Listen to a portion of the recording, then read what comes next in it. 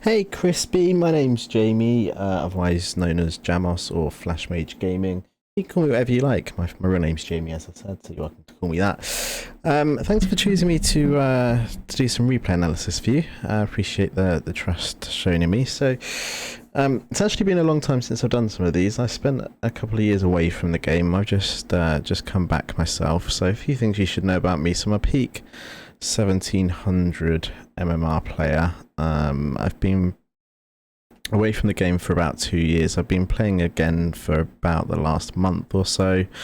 I'm at GC1 rank at the second. I'm not really trying very hard at the second. I just want to wait till next season and I'll grind a little bit, try and get a little bit higher. But I'm a very I'm not my own gameplay. I'm a very I'm not a mechanical player in the slightest. I'm very game sense orientated, so I'll recognize mechanical issues and I will obviously be able to point out what you can do better and what you might like to change going forward and those kind of things. But I will be focusing a lot more heavily on game sense and that kind of thing, so that's my area of expertise. I've just realised that I have started this recording and I don't have a pen anywhere. I like to keep a pen to write some things down. So bear with me just a second. It's not going to take any time out of the recording, so I'm just going to pause it. So I'll be back with you in just a second with a pen. Okay, sorry about that. I'm not really sure why. Not really sure why I didn't have a pen ready to go, but there we go. I've got one now. I've got all the replays you sent me. I've got them all loaded up. Looks like there's a couple of forfeits in there, so we've got a couple of short games from the 2v2s. I'm just going to go through these in date order, I think. So we'll start with the bottom one. Obviously, we've got the 1v1s first and then the 2v2s. So we'll start with the one at the bottom there. 6-5, so it looks like it could be quite a close one. What I tend to do is, for the very first replay, I will stay quiet for like the first minute or so, and then I will start to make some comments if and when it's necessary. It's a bit different with 1v1 replays because there's sometimes some things to comment on straight away, but we'll get there if we need to. If we need to at any point come out and go into training just to make any points, we'll do that as well. And if there's any training packs or any documents that I think might be worth sending you at the end of the replay, I will obviously include those in the description to the video down below. Video will automatically go down as unlisted, meaning that only you or anyone with the link can see it. However, some people do like me to make the videos public. It's completely up to you whether or not you're happy for me to make this video public. Some of my subscribers like to watch other people's, but it's up to you. If you'd rather keep it private, that's absolutely fine too. But yeah, let's get into the first one. Let's have a look and see what we're dealing with. And before I actually do that, let's read what you've actually said to me. So in the RLCD Discord, so obviously you say that you play on Steam, you're 2s and 3s, you're a Diamond 2. Your mouse and keyboard, so that's going to be interesting to note. So I can bear that in mind. That's good. 1 hour. I haven't, because it's been such a long time since I've actually done any coaching. I don't actually know what the 1 hour means anymore. I don't. Is that 1 hour per day or? Oh, time slot. Okay, fair enough. So yeah, it doesn't. Wait, where is it? How often do you play the game? 1 hour. I'm assuming that's 1 hour a day, so that's not bad at all. That's fine. And you need some help with rotations, positioning, passing, mechanics, sniping the ball, that's an easy one, aerial clearing, another easy one, centering, half flips, mouse and keyboard. Okay, yeah, we get that one. That one could be a bit difficult with your mouse and keyboard, so that's fine. You're being outpaced and making mistakes.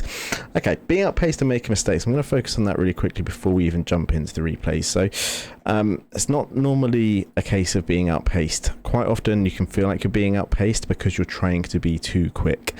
Rocket League can be played very, very slowly and very, very efficiently, and we'll come to that if and when we need to. But let's just have a quick look and see what you said to me in Discord, see if there's anything else that that I need to know about. So you've recently gone from Plat 3 to Diamond 2. That's fine. There was a bit of luck on an aerial goal, but otherwise all fine. Let's just jump straight into this 1v1 replay then. Let's have a look and see what happens. Like I said, I'll stay quiet for the first little bit of time, and then I'll start to make some comments as and when. Let me just double check that this one's yes, you. Because it's been so long, I don't remember how to hide this. There we go.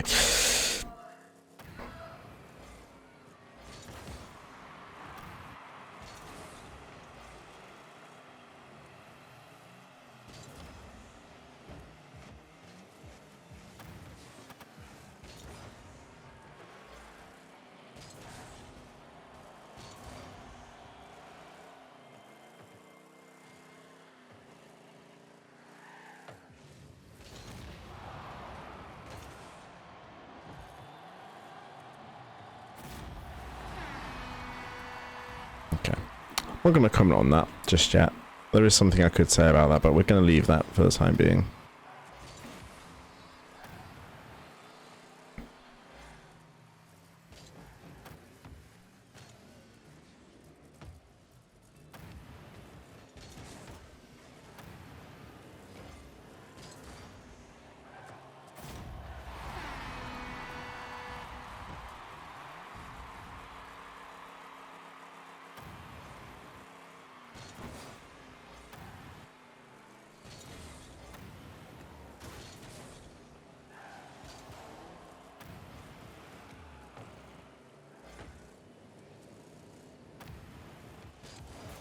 Okay, nice shot.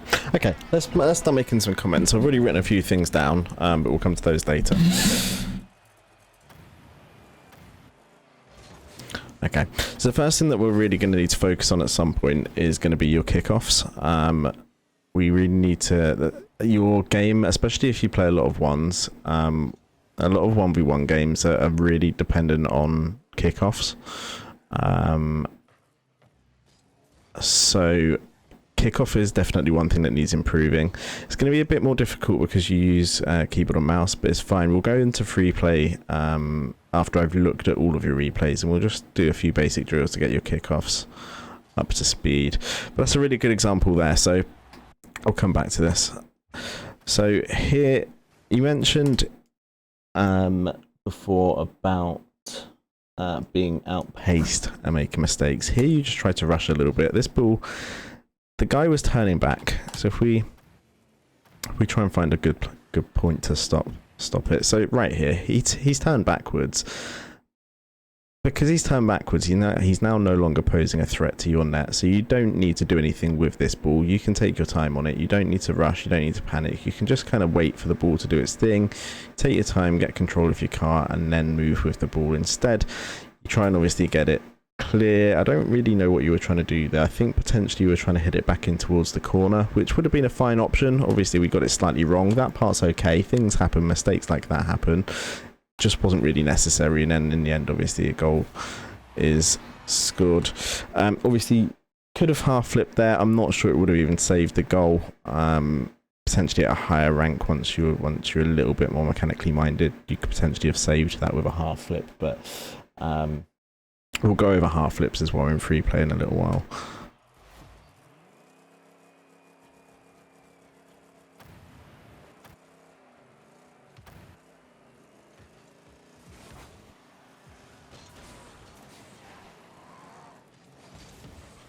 I like that turn on the wall. That was good. I like that. And I like the idea of trying to go for the demo. That's good too.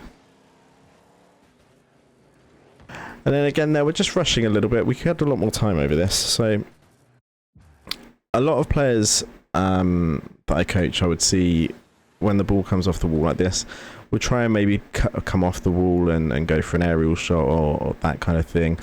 I don't mind the fact that you didn't do that. In fact, I would prefer that you didn't, because honestly, chances are you're not going to score from here. And the other guy's backing off. You can see he's backing off. He's already flipped there. He's off into the corner. So you do exactly the right thing by waiting for the ball to come down. Again, we've just rushed it ever so slightly, and this time it doesn't look as if you're rushing particularly. It looks as if we're just mistiming the ball, or we're not really judging how quickly the ball's going to come down. But so if you look at the circle where the ball's going to come down onto the ground, it gets bigger the closer the ball is to the ground. So at this point, it's still pretty high in the air there. We can see that because of the size of the circle. But as it starts coming down, the circle actually gets bigger. And because of that, we're not underneath the circle. And obviously the ball's then just going to bounce, and it's going to bounce because we're moving in the same direction as the ball. It's going to bounce almost on top of your car, and it's going to make it really awkward for you. And if he comes in and gets a good touch, he's got a free shot here. Fortunately, he doesn't come for it, which is fine. We turn, it's a good turn, and now you're taking control of the ball, and I like that. The control's not bad. The control's not bad at all, and it's a good flip in the end. I think the car you're using might be letting you down ever so slightly with being able to control the ball a little bit. But we'll come to that at a different stage as well. Good patience as well, waiting for it to come down. I like the fact that you're utilising your strengths. So you understand that obviously potentially your wall play, I haven't seen any of your wall play, but I'm assuming it's not great because you haven't done any of it. And that's fine, that's absolutely fine. Playing to your strength is great. As you begin to progress, you're going to want to get that wall play nailed down, and there's some really easy drills you can do in free play to get some better wall play. So we can go over that in free play again once we've had a look through all the replays. Grabbing that boost is a really good idea as well. We could have potentially challenged this in the corner. It would have been a little bit risky. There's no real need for us to do so, but we could have gone for a demo here instead, perhaps tried to demo him, and then we'd have had an open net. You choose not to, and that's absolutely fine. And going and grabbing this boost is absolutely the right thing because it means that he now can't go and get it. But as soon as you grab that boost, what you then want to do is turn again. If you have the handbrake button bound, and you really should, handbrake turn back towards him, so turn to the right. So from this view as we're looking at it now, turn towards the left hand side of the screen essentially, so make a right hand turn towards his net. Doesn't have to be a full turn towards him, it can be just a half turn, just so that you're kind of facing the opposite wall, but it just makes him believe that you're coming to challenge him, and it'll put him under a bit more pressure, make him more likely to try and do something with the ball. It might even give you possession back. It's called a fake challenge. It would be really beneficial here if you'd have done it. As it stands, we're just moving a little bit too far away from the ball. We're giving him a lot of time and space. He's got a lot of options that he can do here. So from his position here, if we quickly switch to his view, so from here he can see where you are, and he has got such a lot of pitch to work with here. So he can do a load of things with this. He can catch the ball on top of his car, he can dribble it, he can then flick it towards your net. He can dribble the ball across to the opposite side, so to the right hand side, to the other wall, and try and air drag off the wall. I get that it's diamond 2, it might even be lower because it's 1s. I get that, so he might not have that in his arsenal, but that's just something to look out for. He could even try a hook shot from here. I don't know if you know what a hook shot is. We'll show you that in free play as well. Let me just make a note of that. But basically, because we've given him so much space here, we've given him a lot of opportunity to do what he wants with this ball, which isn't really what we want at this stage. We want to be able to make a challenge on him if we can, or not necessarily make a challenge, sorry, that was the wrong wording to use, but force him to do something by looking as if we're going to make a challenge. We're kind of caught in no man's land here a little bit. Your positioning itself is really decent because you are between him and the net, so if he does try and shoot from here, you're in a really good position to try and deal with it. You're just not forcing him to do anything, you're giving him a lot of time. And there he's taking it over to that wall. He is going to try and do something off the wall. That's exactly what we said he was probably going to try and do. We've given him that opportunity. You've got into net now, and your positioning's really good. I like the fact you're slightly inside the net. If I'm being overly critical, you could be slightly closer towards the far post, and by that I mean a little bit more to the right-hand side. That's just because he's on the left-hand side. If you're on the right-hand side of the net, you're covering all of that net. So if he was to shoot this towards the left-hand side of the net, as we're looking at it from here, from this screen, as we've got it paused, it's a really easy save for you from this position, from the position you're in. If you'd positioned your car 2 car positions to the right hand side, it would still be a really easy save to that side. However, if he shoots this now say top corner to the right hand side, that's going to be quite a difficult save for you to try and make. However, if you'd positioned your car 2 car positions to the right hand side and he shot that shot towards the right hand top corner and you were in that position, it would be all of a sudden a much easier save to make. But otherwise, that's not decent. That's not decent. That is decent positioning. I like the way you made your decision there and you stuck to it. I've got no problem with that at all. So you got in net. That was a really good first decision. You then decided that once he'd got his touch, you were going to come out and challenge. That's really good. I wasn't convinced he had the flip reset. I'd always be really cautious that he potentially does at any rank, because people are just going nuts over flip resets at the second. So always just be cautious and assume that someone's got one. And obviously he gets the flip reset and it goes over you in the end. So it's a bit unfortunate. We could, if we'd have waited in net for his flip reset, that touch it's gone exactly where you were sat in that, so that would have been an easy save for you. But I like the fact you made the decision, you stuck to it. That's good at the very least.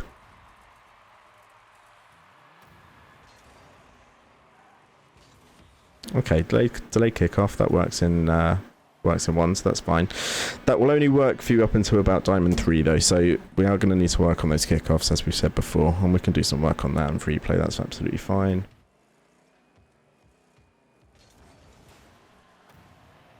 Good effort, not bad. Poor recovery, and I get that that's partially down to the keyboard mouse situation, so that's fine. That's a really strong flick. That's a good goal from him. That was all just because of the poor recovery off the post, so I'm not going to focus too much on that.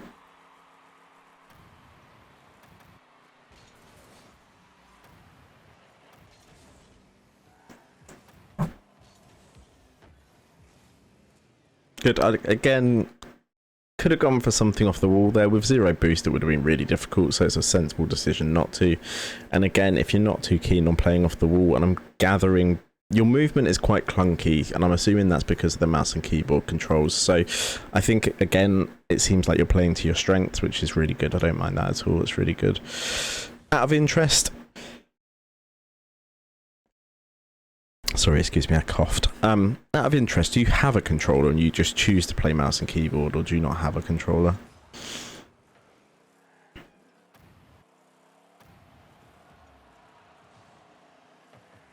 You're not wasting too much boost, which is good. Yeah, so here... If we come back to here, so here grabbing this boost is fine. We're going to want to then handbrake turn immediately though and get as close to him as possible. We're giving him again far too much time and space to do what he wants to do here. You do eventually start to move in a little bit closer. You're not really beelining for him, which is what you should be doing. You're a little bit wishy-washy, moving over towards the side rather than towards him. You're using boost, which is fine. As soon as you get supersonic, you stop using boosts. That's really good. I liked the boost management. Really, really good stuff. You get the pad as well, so you get that extra 12 boost. Really good.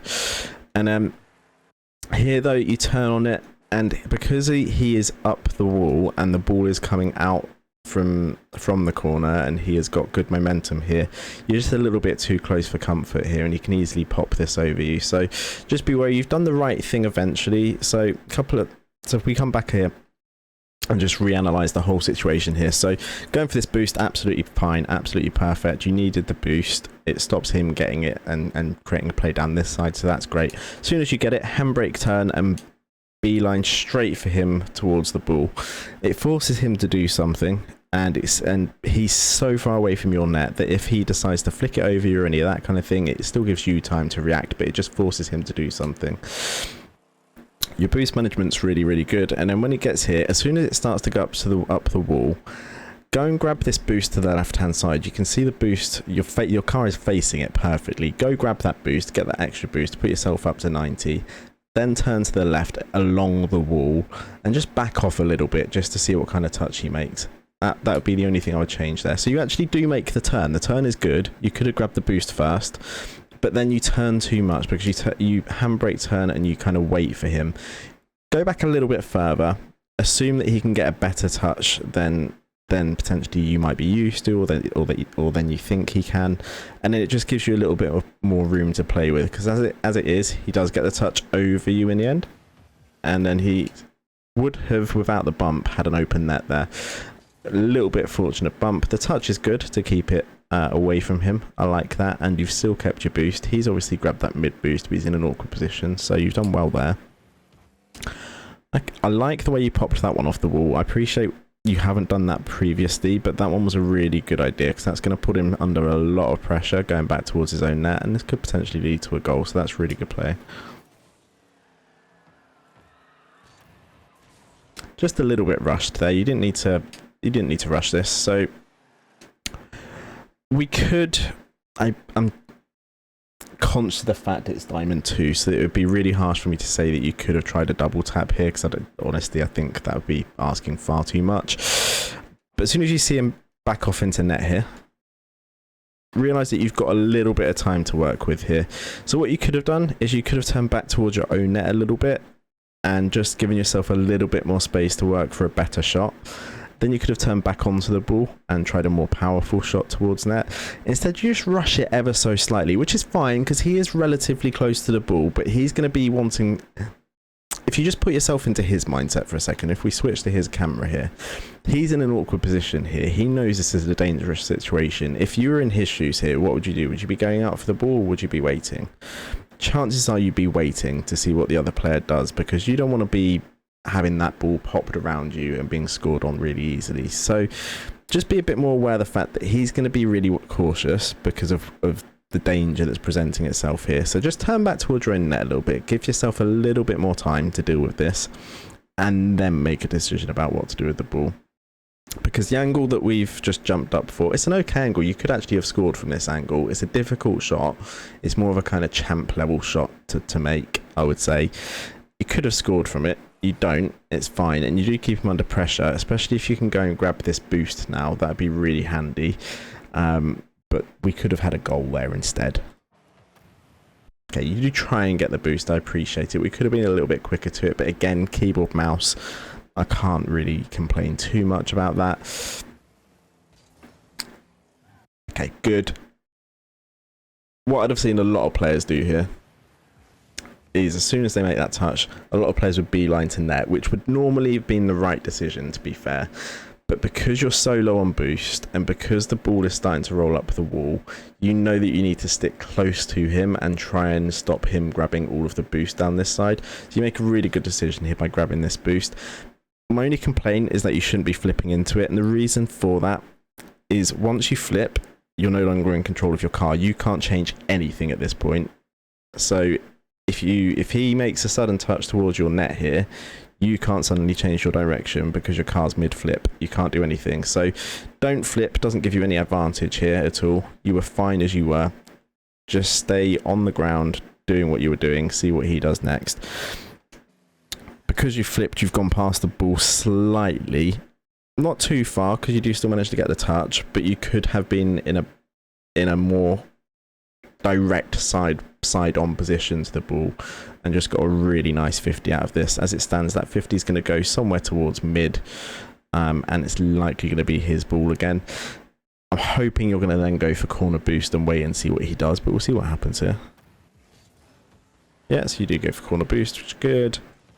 And then positioning here is a little bit off. So as soon as we get that corner boost, in fact, I don't know if you did get that corner boost or whether he took it. You've still got 100 regardless. But as soon as we flipped in, as soon as we've landed, that ball isn't a danger where it is currently. In that corner, that's fine. We don't mind that. So if it's in the corner, your own corner, it's not really going to be a danger to you until it's either shot at goal or until it's put into the middle somewhere. So instead of turning on it and trying to go out and challenging it, we don't really want to be challenging in that corner, because if he gets a good 50, you take yourself out of the play and then your net is unguarded and he's got an open net.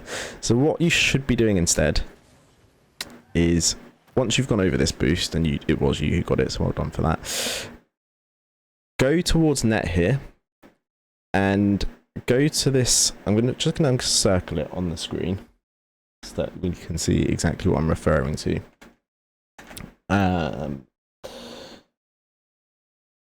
Give me a second because I want to note down the time so that I can remember to mark it down. Head towards this position in net and just wait whilst the ball is in the corner. Wait there, wait to see what he does, wait to see what touch he makes, and then deal with the situation when he makes a touch. It's beneficial for multiple reasons. We've already gone over two. So one, we're leaving the ball in the corner where it's no threat, so there's no danger to our net until he makes a touch. We're also not risking a potential 50 and leaving an open net. The other thing it does as well is it just allows you to compose yourself, to take your time to assess the situation, and then potentially make a much better touch and get a much better clearance. Instead, we rush out to it, he pops it over us. I appreciate I said that you rushed out. You didn't rush out, you did stop, which was good, that was fine. But he does still manage to pop it over you, and now that's really dangerous, because he could potentially, if he's slightly better in the air than you, or if he's already gone up for this is a goal. Unfortunately, he leaves it, and it goes past your net. Again, here, you're okay to follow this one out, purely because it is your ball. It's going to land somewhere close to you. But if you're going to come out for it, we do not want to try and get a 50 out of this, because it's in your corner. A 50 can go really, really badly. So if you're going to come out for it, make sure you get a really good touch on it and just get it away. Hit it into the corner and make sure it goes down towards his end of the pit field instead. Don't just wait for it. Normally in other game modes, so if you're playing twos, for example, and you know you've got a teammate behind you in net, absolutely fine to take a touch and try and play the ball away instead and try and carry it away. Because it's a 1v1, if you try and carry it, try and control it here, and he gets a really good 50, you're in trouble. So just bang it away at this point. The only time I wouldn't bang it away is if you see that he doesn't turn, but he does turn. So if he turns towards his own net instead, towards his own half, towards mid, then you can control it absolutely fine. But because he's turning back onto the ball, you don't want to be coming out for this. It would have been much better to have just stayed in net and again waited to see what he'd have done. Chances are he'd have done the exact same thing that he did before from the other corner. So he'd have popped it high, it would have gone over to the other corner. It kind of, it happens a lot in ones. It gets stuck in that loop where it goes corner to corner to corner to corner to corner. Eventually you'll find yourself in a situation where you can clear the ball, and then you can potentially start an attack of your own. Then you get into that situation where it's corner to corner to corner to corner to corner, and then it might go through that period back and forth for a little bit of time, but eventually, hopefully, you'll be the one scoring a goal from it. Ones is all about two different things. I mean, ones is about a lot of different things, but certainly at the lower levels of ones, and I'm not saying this is the lower levels as such, but I'm referring to sort of gold and diamond level ones. When I say this, there's two real things that are going to be the main things that get you wins in ones, and that's going to be kickoffs, which we already know we need to improve on, and we're going to do some work in free play afterwards to show you how you can work on that. And capitalizing on mistakes is the second one. So rather than trying to outplay your opponent in ones at this rank, consider that not the right strategy. Sure, sometimes you're going to want to do that if you're attacking and he's just defending. Sure, try and outplay him, try and score a good goal, whatever. The majority of the time, though, you will score far more goals if you just wait for the other player to make a mistake. And it will happen, and it will happen a lot. And we might try and make an example out of this as well if we've got time at the end of all the replay analysis. Fortunately, he didn't get a touch. It wasn't the best. I understood what you were going for there. You were going for a block in case he got a touch, so that's fine. He misses the ball, so this actually worked out okay. We should be able to get a good counter attack here. Yeah, good touch. Unlucky with that second touch again. Mouse and keyboard, so it's unlucky. Again here, so I wouldn't be flipping into this. So once it's going into that corner, you do the right thing by grabbing the boost, but once you've grabbed that boost, handbrake, turn back towards your own net. Keep ball cam on, just see what he does with the ball. If he's coming for this ball, his thought will be on trying to clear the ball, right? So if you grab the boost and turn towards your own net and head back towards halfway, chances are the ball is going to come back out to you, because that's where he's going to clear it to. If he misses the ball, then fine, head back in, try and get the goal, but wait and see what he does first, rather than what you do. So you do the right thing, you grab the boost, you do turn back towards your own net, and then you kind of turn again. And at this point, it's really dangerous, because if he pops this over you, again, it's an open net, and he's got a really easy open net here. You guys flying past the ball, so we're okay there. But then we rush it again a little bit here with the flip. We shouldn't be flipping anyway, we should be aerialing. I think from your notes you said you struggle with aerialing, so there's a few things. There's a pack that in particular I'll link in the description that will be really handy for you for improving on those aerials. But yeah, dodging into this, not the right thing at all, because you using your flip again, so you can't control your car afterwards. Much easier to just use a simple aerial to try and go for this. Personally, I wouldn't be going for it at all. I would just be leaving it and seeing what he does. Again, heading back towards mid, halfway, waiting for his touch, seeing how we can capitalize on it. But let's see how the rest of this play unfolds. Yeah, see, we've really lost control of our car because of that flip. He's got a massive open net. I think he's going to waste this chance by the looks of it, but a better player would be scoring this.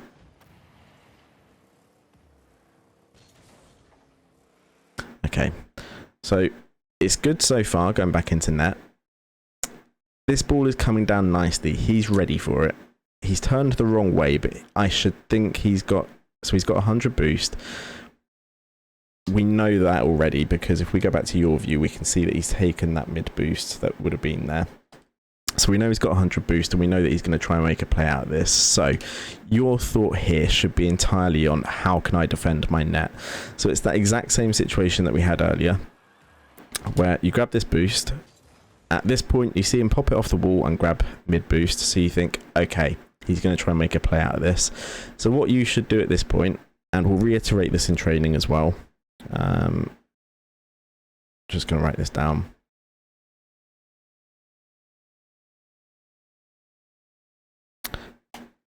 So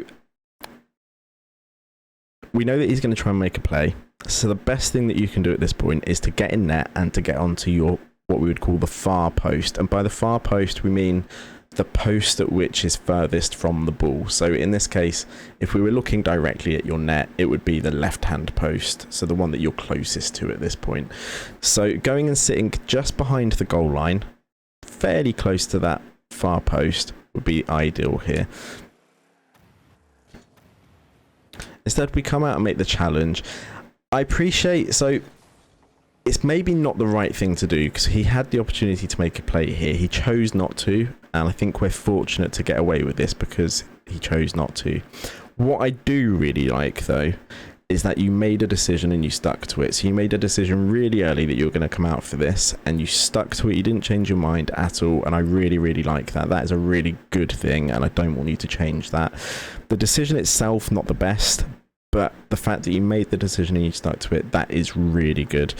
Obviously, the aerial needs some work. We've already spoken about that. We've got some packs we can send to help with that. He's got an open net again here. He should be scoring this.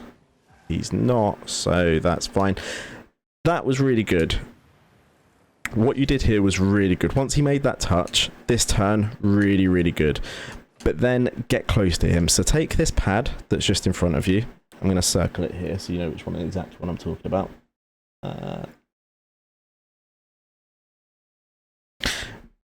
Take this pad, get close to him, get real close to him. Don't try and challenge him at all. Just force him, make him think that you're going to challenge him. It will force him to try and do something with the ball, and more often than not, it will give you possession of the ball. So go and challenge him first, or go and look like you're going to challenge him first, and then double back for this boost instead, because it will force him to do something awkward with the ball. It will buy you a little bit more time, and chances are then once you've grabbed this boost, it's then your ball again. Instead, he actually makes a really nice shot off the wall. He's unfortunate that doesn't go in. We get a bit lucky that it comes out to us. Let's see what play we can make here. That's a good touch. That's a really good touch. You seem to play with ball cam off an awful lot, is another thing that I've noticed. It's a good goal. That was a really good goal. I was noticing it earlier and I thought I was going crazy, but are you playing the entire time with ball cam off? Yeah, you're playing with ball cam off far too much. Far too much.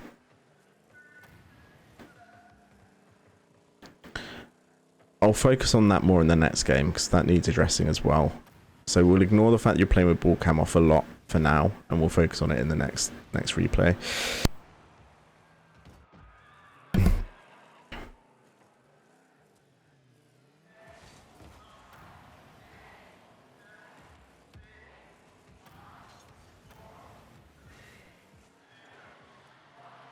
Oh, this is scoreable. Can you do it? Yes, good job. Nice.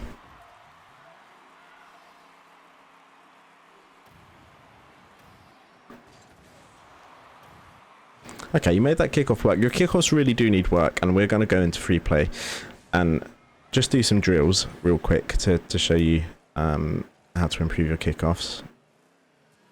That's really good play, though. Really, really good. And that's the win. Yeah, well played. Really well played. So what I liked here is the kickoff wasn't great.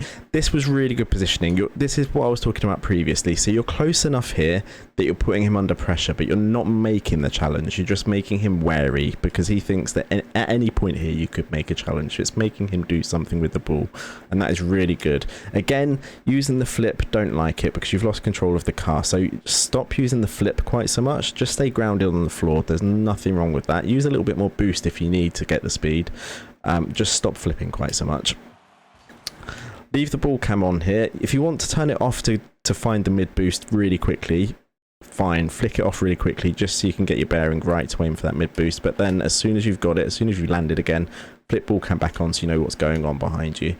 Just on a little bit too late there. But then this, really, really good. So you're making your way back towards net, so you're ready in case he does make a touch towards your net. You're ready there to try and make the save. He does make a touch. You do the exact right thing by turning towards your net. You realise as soon as he's gone past that ball, that's then your ball. It's a really good touch, and it's a really good goal. So a really good end to that game. Really, really good. Really impressive. I'm actually going to do things in a slightly different order here. So we've gone through that first replay, and I'm going to go into free play immediately here, and just go over a few things that I've spoken about in that first game. Normally I would leave it a little bit of time.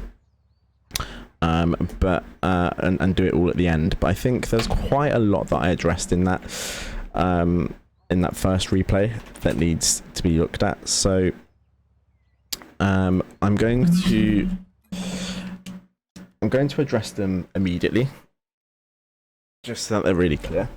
And then, sorry, excuse me, sorry about the mic noises. I dropped my pen on the floor. We're going to address them now, so that they're clear in our mind for the next game. And then when I mention them in the next game, hopefully it's going to be much clearer. So what I've got written down so far is kickoffs need work. I've got camera noted as well, but we'll come to that separately in a little bit later. So kickoffs are what we really need to work on. Defensive positioning at the back post is something that we need to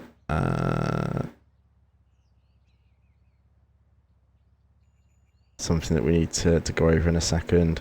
I've written something else down as well, but I can't actually read it, so we'll try and work out what that is in a little bit. So kickoffs, we're going to go over every kind of kickoff here, because what I'm seeing a lot is just kind of you driving towards the ball a little bit like this, not really using any boost, and it's not good enough. I mean, it will have got you so far up until this point, but now's the time where, especially if you're going to be playing a lot of ones, that you really need to work on your kickoff. So there's a few kickoffs you can do. Okay, now I'm gonna take you through some really simple kickoffs. There's 3 or 4 different kickoffs you can do. We're not going to go as far as speed flips or anything like that, because A, they're difficult to master, B, you're on keyboard and mouse, C, you're just not going to need them at this rank either. So we're going to just go over a few kickoffs that are going to make your life a lot easier and will win you a lot more kickoffs at the rank you're at. So first one, really nice and simple. So we're going to go over them for every single kickoff type as well. So obviously we've got this kickoff, we've got this kickoff, we've got this kickoff as well. And so we've got the 3 kickoff types, basically. One where we're straight towards the ball, one where we're slightly offset, and then we've got the one where we're diagonal to the ball. We're going to go over kickoffs for all of them. So first kickoff type that we can do is to simply, in fact, I'm going to turn unlimited boost off here, if I can work out how to.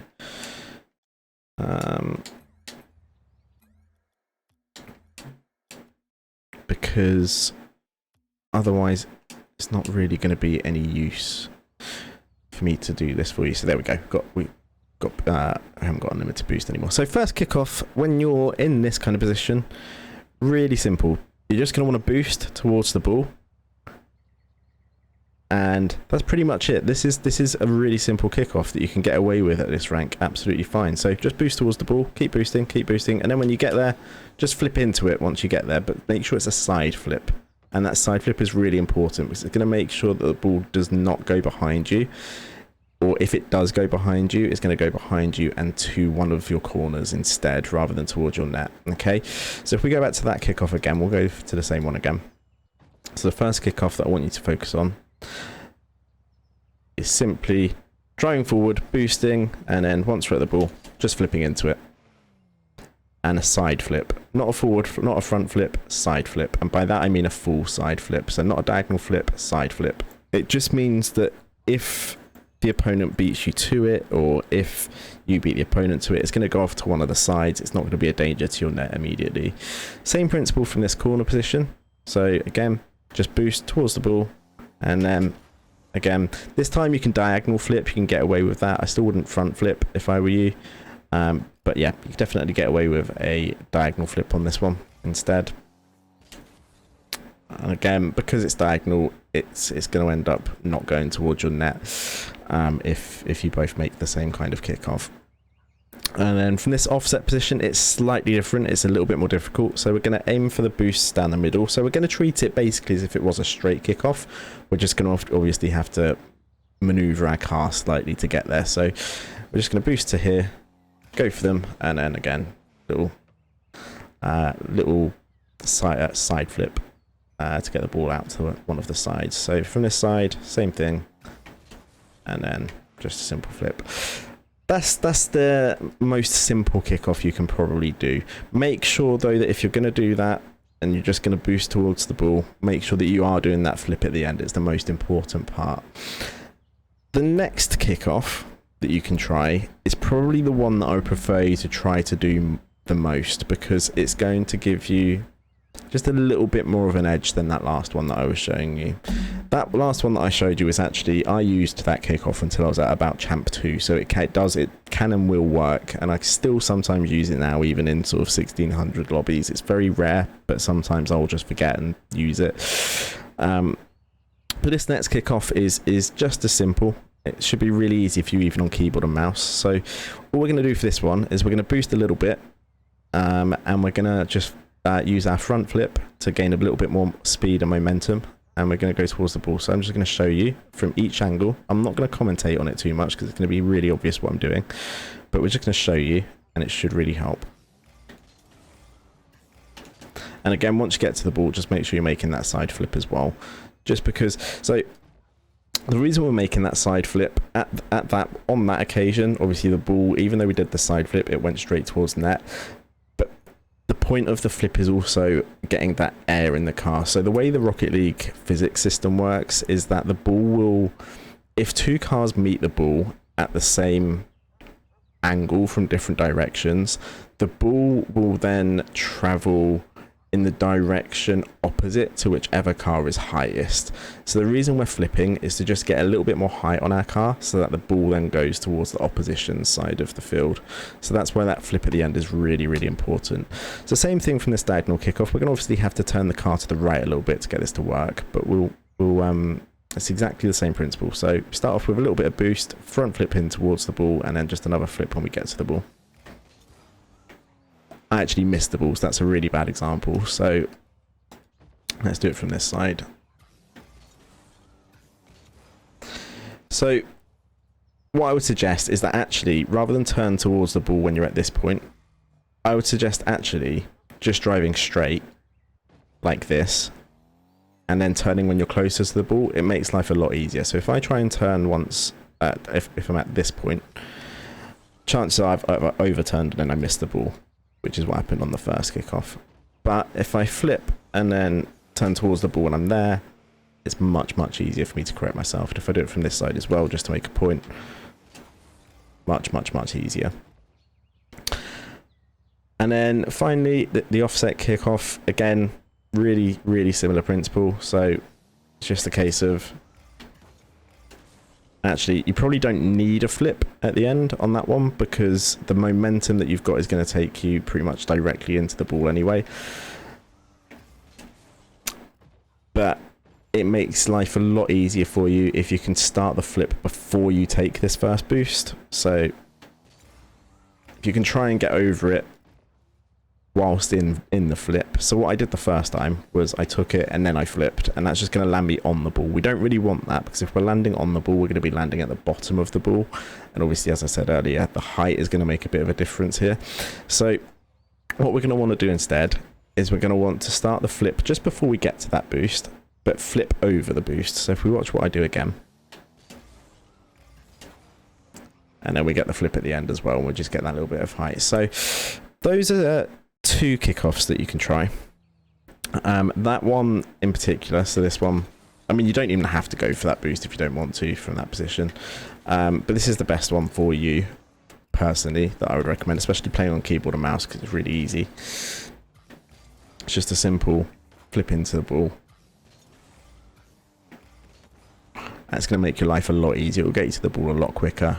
It's just going to make your life a lot easier. It's going to give you a much stronger kickoff. The final kickoff that I'm going to show you is going to be a lot more difficult for you, especially on keyboard and mouse.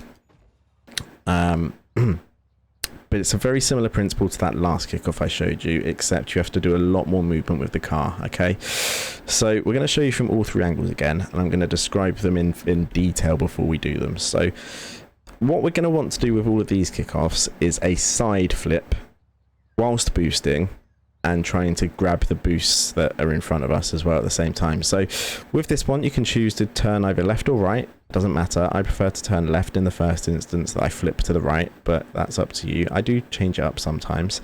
So what we're going to do is we're going to move the car straight away like this. Okay, we're going to go over that boost, and then we're going to flip to the side like that.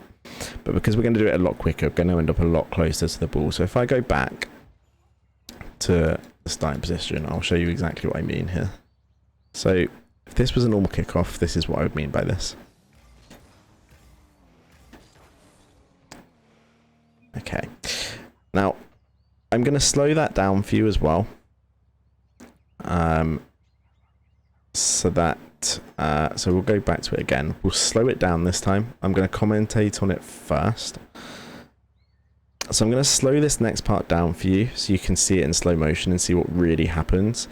But it's really simple. So I take the boost, I turn away, I side flip, use all of the boost, and it gets me to the ball a lot quicker than any of the other kickoffs we've already shown you. So let's do it again.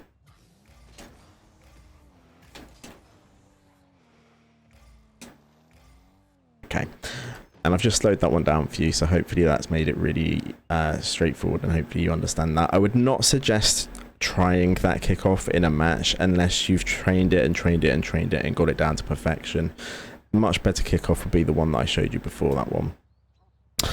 A similar principle from this position. We're going to turn to the right here and then flip to the left, and that's going to put us in a position so that we're between the ball and our net. So I'm going to show it. I'm not going to put this one into slow motion or anything, because I don't think we need to.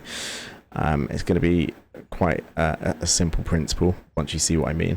But we're going to do this kickoff from every single angle this time. We're not going to just going to do it from sort of one diagonal angle and then one offset angle. We're going to do it from all of them, just so you can see exactly what I'm referring to. I'm not going to talk you through it anymore. It's the exact same process for every single one here. So it's just a turn and then a side flip, and it gets us to the ball, and you'll see exactly what I mean here.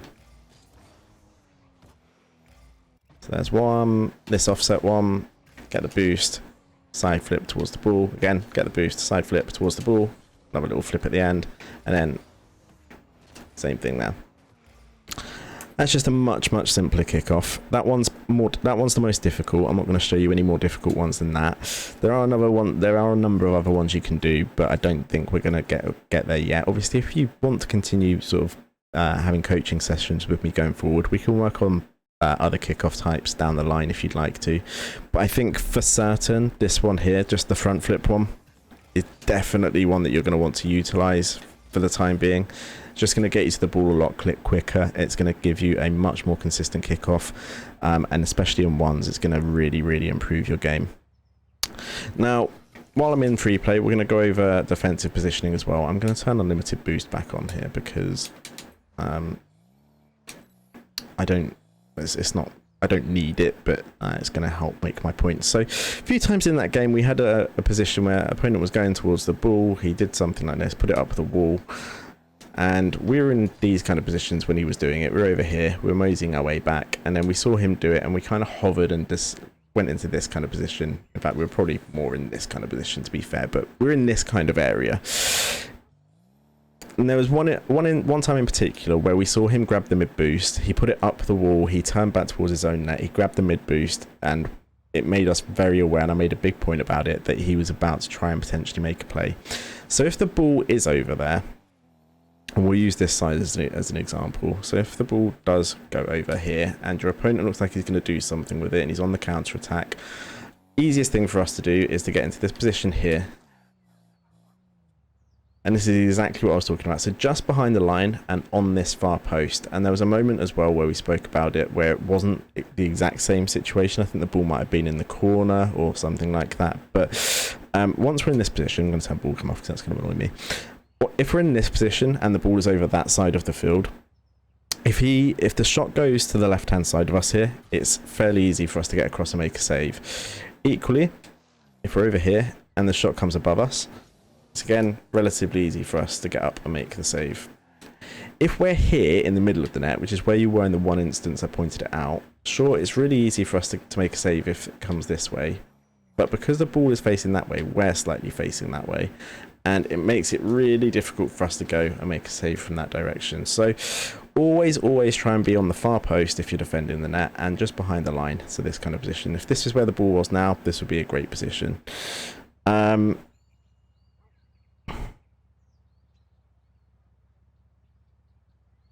Okay, I can read what my other note says now. So I don't know if you've heard of something called a hook shot before, but it's something that because you don't seem to be comfortable taking the ball up the wall or doing anything with the ball off the wall. So if I was going to ask you to do something like this, it's not something that you're going to be comfortable doing, which is fine. And because of, I mean, your controls look really clunky when you're on mouse and keyboard, so it looks like you're going to struggle to dribble the ball as well a little bit. So one of the best tools that I can teach you to utilize in ones is something called a hook shot. If you've heard of it before, great. If you haven't, it's a really straightforward concept, and I'm going to show you exactly what it is and how to do it now. So say you've got the ball, say we're on orange team, so we're heading towards blue net. Okay, and say that we're attacking, and say the other player's gone into net. We're attacking with the ball here. We can push the ball towards his net and take it slightly offset, and then just cut round to it, and then shoot towards the net. So basically, what we're doing with the ball, obviously I missed, but I'm only trying to prove a point here. So what we're doing is we're taking the ball slightly off to an angle. We're moving away from it, and then we're coming back at it at an angle, and it just gives you a really powerful shot. So if we were to do it without the angle, I'm just going to stop the ball here. So if we were going to do it without the angle, if we were just going straight towards net here, that's the most powerful shot we can really get. It's really slow, really easy to save. If you can utilize and learn to use a hook shot, it's going to really aid your game, especially with your keyboard and mouse controls. So it's a really simple shot. It gets you a lot more power. You can flip into it. You don't have to flip into it, but it's just going to be a much more powerful shot for you. And it's going to help you a lot. That's all I had from the first game written down. I've got a few things that we can talk about after we've had a look at all the replays. But let's move on to the next replay, because we spent an awful lot of time talking about that one, and see how we get on with it.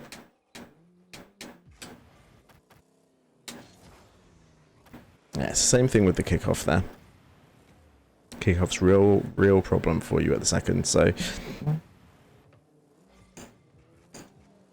we've been over the kickoffs though, so hopefully what I've shown you can help you in that regard. I'm not a particular fan of your camera settings either. Your camera, it's a little bit on the high side height-wise. It seems a little bit too high for my liking. I don't know if there's a specific reason you've got it like that or not. I don't know whether you've played with the camera settings at all. What I'll do is I'll put a screenshot of my camera settings. In fact, no, I won't. I'll pop my camera settings in the description of this video so you can have a look at them. Copy yours down first, but just have a play with mine and see if there's anything you prefer about them, because it might just help you. I'm not going to make any comment on your kickoffs from here on out, because we've already spoken about it at great length, and we've gone into free play to show you how to improve them as well. That was good anticipation. This was just a little bit forced and rushed, so this was really good play. It's a good flick to get it over him, and then we rushed that a little bit. Didn't need to. He was gone miles. Could have taken time over that. If I was being really harsh, I'd perhaps say that looked a bit like luck, but I'm going to give you the benefit of the doubt and say that was just a really good piece of anticipation. Okay, this ball cam thing is a real issue here. So the ball cam is what's causing half your problems here, because you've got it turned off here, and I can tell that because the camera is pointing towards his far post rather than the ball. Ball cam needs to be on for kickoffs. It's going to get you so much. It's going to make it so much easier for you to actually get to the ball on kickoffs than having ball cam off.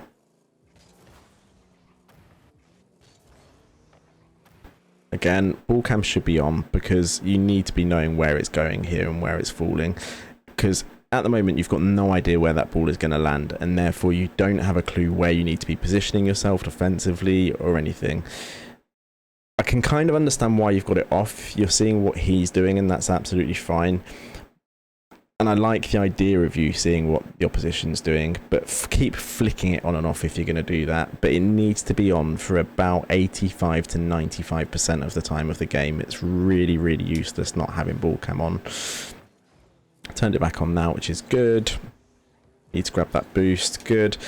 Shouldn't have dodged into it though, because again you've lost control of the car and you've gone flying past the ball. So what we should have done here, really simple, is just stay on the ground, grab that boost, turn. It doesn't even matter what way you turn here. You can make a handbrake turn to the left or the right. It doesn't make a bit of difference. Either is going to be able to get you in a position to defend, but just grab the boost, stay on the ground, handbrake turn, and then defend it. What you've done instead is you've dodged into it for no real reason, and now he's got the ball and he can do what he likes with it. Your net is now open. There's nothing there for you.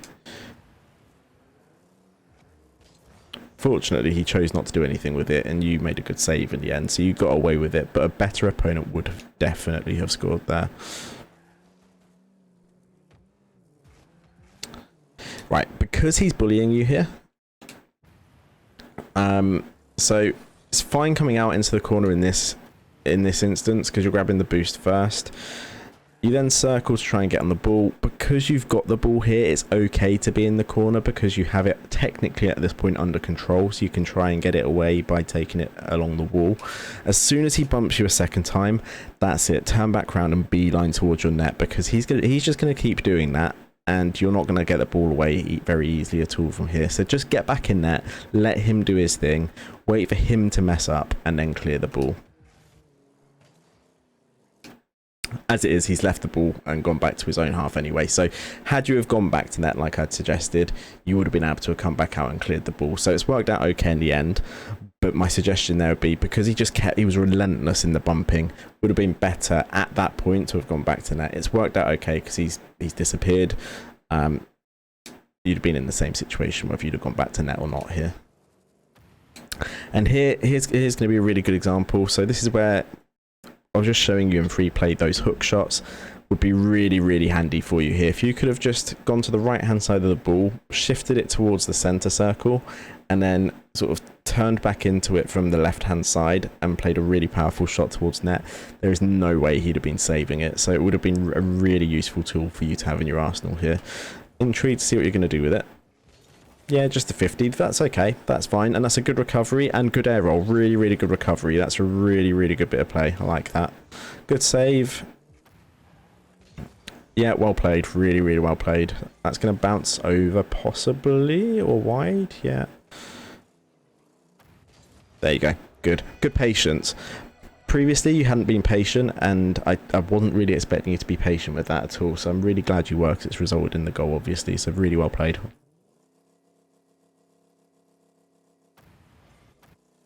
Yeah, again, ball cam's not on for kickoff. Always have it on for kickoff, and especially if you can start utilising that second kickoff I showed you, your kickoffs are going to be so much better, and you'll start scoring a lot more kickoff goals in ones.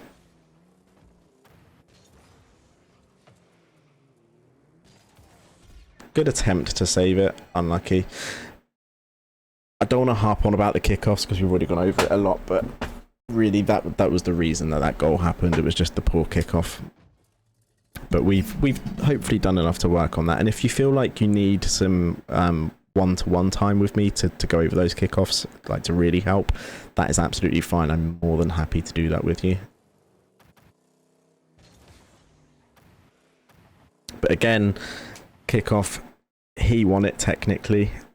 He went off for boost and left the ball, so he gave you an opportunity to get it back. We've missed the ball again, but it's fine. It's gone into our corner. Grab that boost, which is fine, and then deal with this as it comes. Good touch. That's going to go up the wall, so that's fine. Again, here, it's okay, generally speaking, if the opponent is nowhere near you in a 1v1, having ball come off in this situation is okay, so long as you stay under the ring of the ball so that it lands with you. Absolutely fine, not a problem. Purely because the opponent is above you with the ball somewhere, ball cam needs to be on here because you need to be able to see whether or not he's going to take a touch, because if he takes a touch now, you don't know about it until it's too late. So at this point, ball cam needs to be on until you can be certain that he's not getting a touch. Good control though. Should be a goal. Yeah, good stuff. Well played.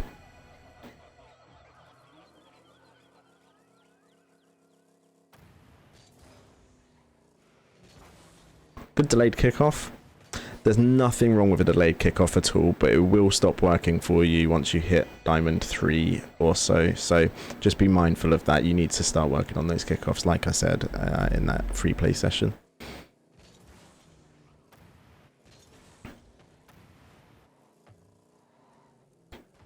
Good, that's much better patience. It was unlucky with the ball control, but at least you didn't rush it. That was rushed. There was no need for that. So similar thing here. So when I was talking to you in free play and in that last replay about being patient and about the ball being no danger when it's in your own corner, he's doing the right thing here. So if you look at him, he's just sat there waiting. His positioning's not great, but he's doing the right thing. He's just sat there waiting for you to do your thing. You do mess the ball up, and then he takes the opportunity to come out and deal with it. Capitalizes on the mistake. You recovered really well, so really well done for that. It's unfortunate you didn't get the boost. You can still get the ball here and clear it though, so good job. Now grab that boost if you can. Good. And now you've got time to clear it again. That's actually a really good bump. That's just unfortunate. Yeah, that's really unfortunate. There's not a lot you could have done about that. It was just well played from him.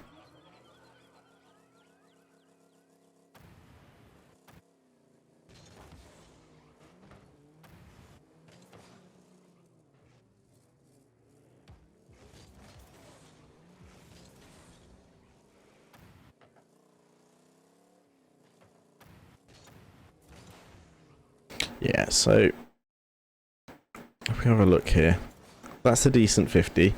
And then instead of going for that boost, you've already got 86 boost here. You do not need to go for 100 boost. So just follow the ball. Follow the ball. Don't challenge it. You don't need to challenge it. It's the exact same thing that I was saying in that first game, whereby we're just looking like we might want to challenge it, just to put him under a bit of pressure. Because he's going for boost. He doesn't really need it either, but he's got no interest in the ball. He wants the boost. So go with him towards the ball. Your booster just changed to 0, so I'm a bit confused as to whether you do or do not have boost. Let me just go back. Okay, it says you don't, so maybe you did need that boost. So actually, I apologise. That was the replay system mucking up. So going for that boost actually okay in that instance. So ignore what I said. If you were to have had boost, you should have gone with him with the ball, just a fake challenge. But because the replay system mucked up and it turns out you didn't have boost, that was the right decision, so I apologise for that. Here though, you need to go towards the ball, but only for a second, and then handbrake, turn and go away again, because it's just going to force him into a touch, and you can see what kind of touch he does. You keep enough space though, so what you did in the end was fine. And then here, it's just a little bit rushed. Didn't need to be that rushed. If you'd have taken your time a little bit more, you could have got a good decent 50 out of that. Technically, you didn't really need to go for this at all. You are winning the game. It is 5-3. You can just let him take that into your corner, because that's the only place he's going with it. And as we've already discussed, the ball isn't a threat at all whilst it's in your corner. It's only a threat once he does something with it in your corner. And chances are, if you've got enough boost and you position yourself well, you're going to be able to defend anything he does with the ball in your corner. So you could have just let this come. I like the fact you went for that boost. That's good. You could try and get a demo or a bump on him here. I hope you do. He stays on the wall, which is clever, but you can then get possession of the ball. It was a strange attempt to recover there. I understand why there was the attempt to recover, but instead, because of where the ball's going, it's going towards the sidewall, it's not causing a lot of threat. Would probably have been better to have just let the car slide and then press the jump button to put it back on its wheels once it's ready to. Because you've gone flying well off into the distance there. And if he was quick and if he had a good shot on him, this would be a goal here. Fortunately, he missed, and then you make a good save. Again, ball cam needs to be on here. The reason it needs to be on is because you cannot wait for this ball to drop down, because he's coming for you for a bump here. If he gets it, chances are he gets a goal. So you need to be ready to go up in the air for this and get this cleared into your corner. You did well to jump and avoid the bump, that's fine, but he got the touch, so that ball is still a threat, it's putting you under pressure. Good flick though, well done, you dealt with that really well eventually. That's a good shot. I think that's probably game, is it? Does he forfeit at this point? Yeah. Well played. That was a much better game in terms of your patience. Kickoffs are still a problem. Ball cam still needs to be on a little bit more, but generally speaking, much better game. We're going to the final final ones replay. 10-2, and there was no forfeit. So this one's going to be interesting.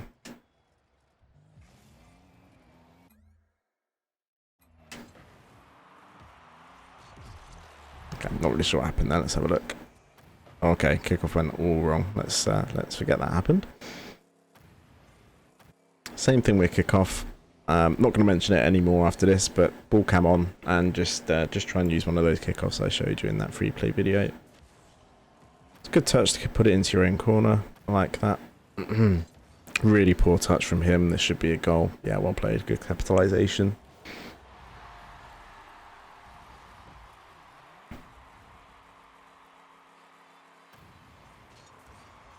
Oh, much better. That was a good kickoff.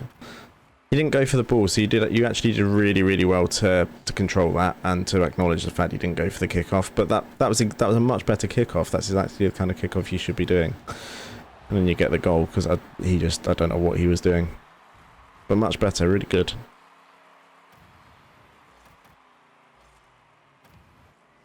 Don't know why he's not going. Oh, really good flick. Really, really good flick. Well played. I don't know what this other guy's doing. Delayed kickoff fine, because he hasn't gone for the rest of them. I completely understand the delayed kickoff there. That's not a threat yet. Now it is, you should be going for that. So you do the right thing here, initially. So you beeline for net, good. Far post, good. You come in a little bit too far, but that's absolutely, that's okay. It's not a massive deal. Do the right thing by waiting for that bounce, but then once it's bounced, at that point here, he's got a shot to net there. That is a really, really dangerous angle that he's got. So at that point, that's when you should be challenging that and coming out for that. You shouldn't really be waiting for this to drop. You get away with it because his shot goes wide, but had that been a better shot, that would have been a goal. So you should be challenging that one. He's going to be a bit of a monkey, I can see. Go and grab the other boost. Yeah, good. Really good. Really, really good. A little bit more variety to your play, but that will come with a bit more game time. It's very one-dimensional at the moment, so it's make a save, counter-attack, beeline straight for opposition net, try and score an immediate goal. That's why he made the save there. As time goes on, as you get more hours in the game, you're going to want to increase the number of ways you can make attacks. We can go over that a little bit in free play as well after we've looked at all the replays, but you're just going to want a little bit more variety at some point. Yeah, see, then this was poor.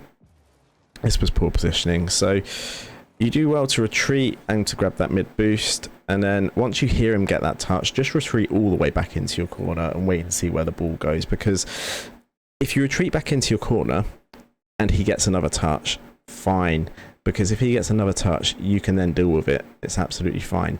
If he doesn't get another touch and you've retreated all the way back into your corner, you can come out to the ball and you can get a really powerful shot on it towards his net and potentially just score a really easy goal.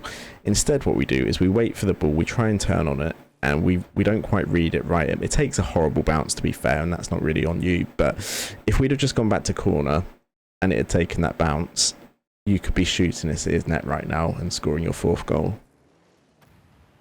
Instead, you get demoed because he's come for you.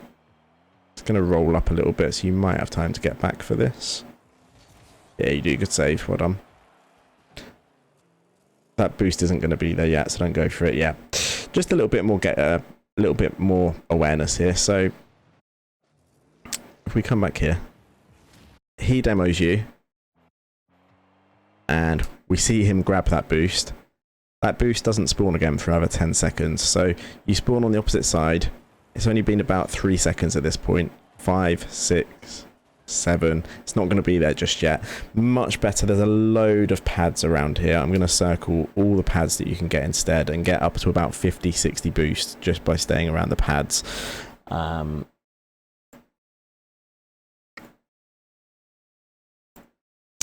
Grab some of these instead and get back into that net position that I'm circling now. Get back into that position ready to defend. Do not go for that boost. It's not going to spawn. It's not going to be there, and you're just putting yourself at risk here because he's already turned on that ball and will be coming back towards your net. He should have scored that. Good patience waiting for the ball to come to you. I like that. And then again there, a hook shot would have been really nice if you'd had that in your arsenal. Hopefully you will have, now I've shown you in that free play video. It's a good effort nonetheless. And if you can pop this over him, that'd be really good. Yeah, nice, good job, good shot.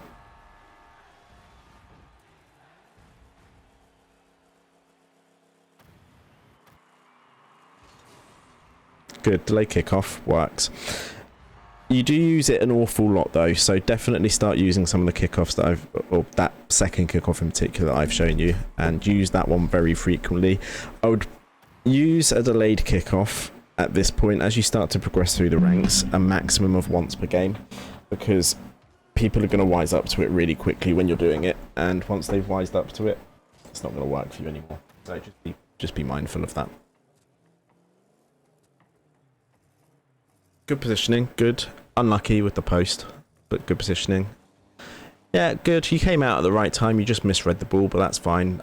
Misreading the ball is okay at this rank. You made the right decision. That's the main thing. That boost will spawn if you could have slowed down and waited for that boost to have spawned. It would have only taken another 3 or 4 seconds. It would have been okay, but as it was fine. You got the mid boost, so that's okay. Good shadow. Stay close to him. Nice. He's yeah, good, really good. So I'm going to come back to this. So here you chase him out, which is really good because you put him under pressure. He knows you're there. You stay close to him. That's really good. That's called shadow defense. You've probably heard of it before. It's really good. Your positioning here is phenomenal. Really good. You're not too close. You're not too far away. It's absolutely perfect. And this is what I was talking about earlier. You're forcing him now because he thinks you're there to challenge him. You're forcing him to try and do something with it. And in the end, he messes it up. He gives you the ball, and that's really perfect. It gives you a chance to take a shot on net.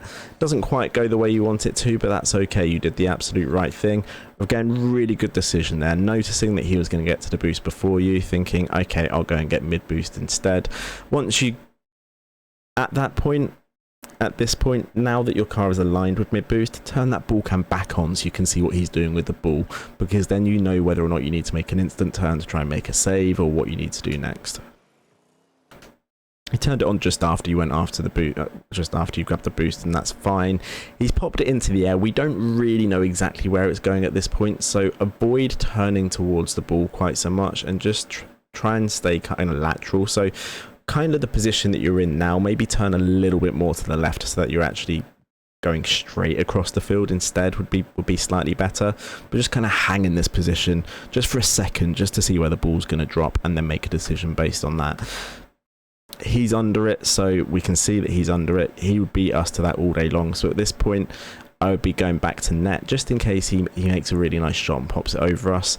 So at this point, handbrake turn, and then at this point it'd be fine to use a dodge because you're going to need to get back into net as quickly as possible to try and make a save if he plays a good shot. He doesn't play a good shot, so you're okay. But had you gone back for net, again, this would have been a ball you could have come back out for, again, no problem. So it's a good challenge in the end. He gets a good bump, so now you're going to want to go goal side, which is good. Good pressure. Again, here, this kind of challenging, where you're not challenging, but you're putting the pressure on and you're saying to him, I'm going to come and challenge you. It's really good. It forces him to do something. He messes it up. It's perfect. It's exactly what we were talking about. Exactly the right thing to do. It's not the best of touches, but it does allow you to grab that corner boost, so that's good. Well done for making sure he got the touch. That was really important, because if you'd have challenged this and with the 50, this could have pinched and gone into the corner. It could have hit the backboard and gone towards your net. Whole load of scenarios could have happened there. That could have been really dangerous for you. Instead, you wait for him to make the touch because you know that he's low on boost. He's not going to get the best of touches. You've got a lot of boost, so you can recover from here. Really good. I love the way you waited for him to get the touch here. That touch from you wasn't the best, but it's because you didn't back off quite far enough. So it was the right thing to let him get the touch. What I would have done here is just driven around a little bit further, and I'm going to show you by marking out on the screen. But I'd have driven around to here and this kind of position, and then turned back towards the ball and waited to see what you could have done with it. It just puts you in a better overall position, and it allows you to make a slightly better decision based on what he does. Because that's an awkward touch now. You've still got a lot more boost than he does, so you'll get away with it, and that's fine.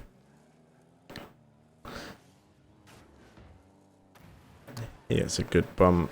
Yeah, and a good shot. Again, here, if we'd have had the ball cam on, here, it does actually go back towards the wall again. You can't see it because you haven't got ball cam on, but if we switch to him, it's almost against the wall again there. So you could have gone up the wall and just hit the ball away, but because you didn't have ball cam on, you didn't know that, and then it's really easy for him to get that bump and then to get the goal.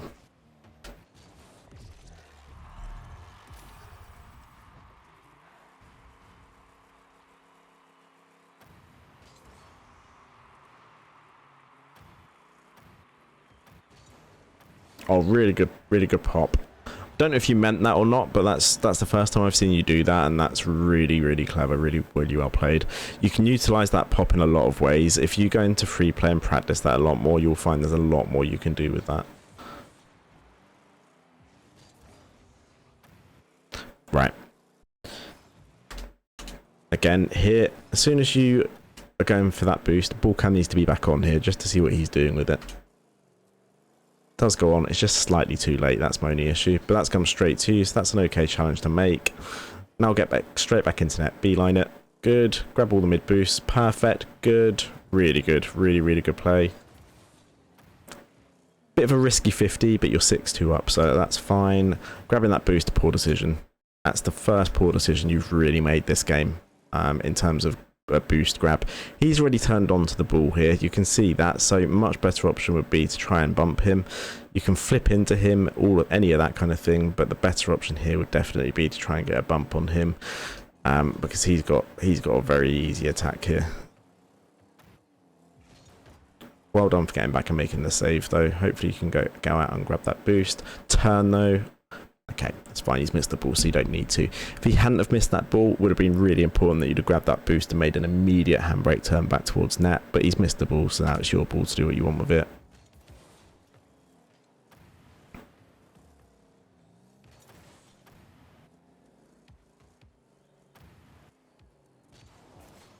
That was a good save. That was a good idea. Nice pop again. Yeah, that's risky. Would have been risky to challenge. I like the fact that you didn't challenge it, but you did get a little bit close. So at this point, because he's already started boosting, he's aware of the fact that you're putting him under pressure. So at this point is when you need to turn, not here. That boost isn't too important. There's loads more boost pads you can get along the way. So if we come back here, so turning towards the ball, fine. Putting him under pressure, fine. But as soon as we start to see him boosting, which is now, turn away, head back towards net, get ready to save the shot instead.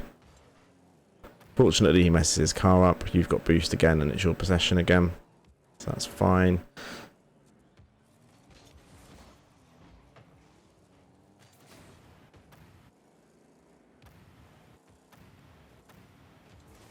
Nice, easy.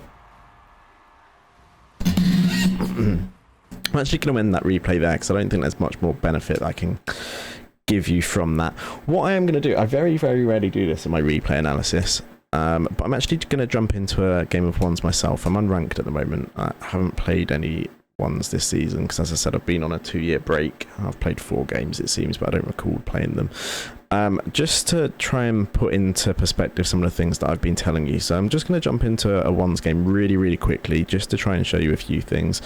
I don't care if I lose this or I win it. It doesn't matter. We're not bothered about that. It's just about putting some of the things that I've been telling you about into principle here. So I'm going to quickly jump into a ones game, and we're going to put some of the things that I've been telling you about into principle. Okay, so first things first, kickoff.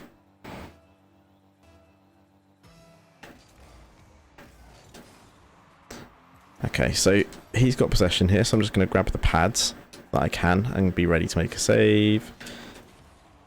Waited for him to try and do something, knew that he wasn't really going to do much in the end. Going to grab pads again because I need boost to defend and knew that he had some. I can see that he's got boost. He knows that I'm starved and I know that he knows that I'm starved, so I'm just going to try and play the ball around him a little bit. Going to go for a 50 here, so it lands in his corner. Then I'm going to go and just going to grab these boosts down the middle of the pitch. So I've got some boost left. I'm going to turn in net and see what he does. He's going to pop a shot, make an easy save. He's going to play that back towards his own net, so I can now get some proper boost, and now I'm good to go. Fake challenge, so that he's putting him under pressure. This is the shadow defense I was referring to earlier. Make him pop it over. Nice easy save for me. And then maybe hook shot here. No, I'm not going to. There we go. Score instead. So there's a number of things I did there, but the patience was the most important thing. Waiting for him to make the mistake. And just making some good decisions. Most important thing. Again, this is going to pop nicely for him, so I'm going to go back and try and grab some boost. Missed the corner boost, but that's fine because, yeah, I needed to be back in net anyway. It turns out his shot was too good for me to save anyway, so that's fine. Again, decent kickoff from him, so I'm just going to grab these boost pads along the middle of the pitch. So a good flip reset. The most important thing there is the decision making. So we grabbed the pads that we needed. We realised the danger was going to be on our net, so we went back and grabbed the pads, got in net, ready to make the save. This guy's got some decent mechanics though, so we need to be wary of that going forward. Again though, he made a mistake there, made it really nice and easy for us, so it's another goal. That's 2-2.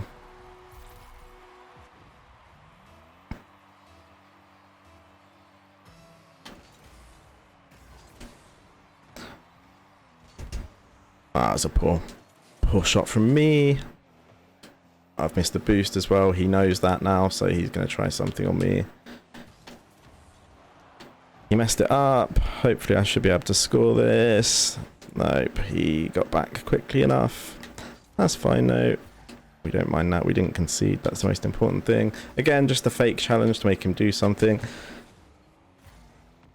Get the boost off him. It's fine. He's got the ball in that corner. He's not a threat from there. He is now because he's coming towards me, so I need to just be wary of it. Oh, that was a really clever shot. Thought that was going wide. It wasn't.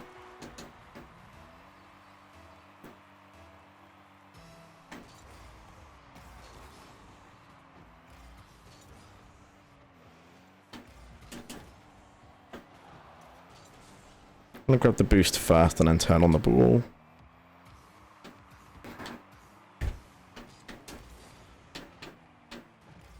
Tried a strong 50 against him. It didn't work. I can pop it over him here.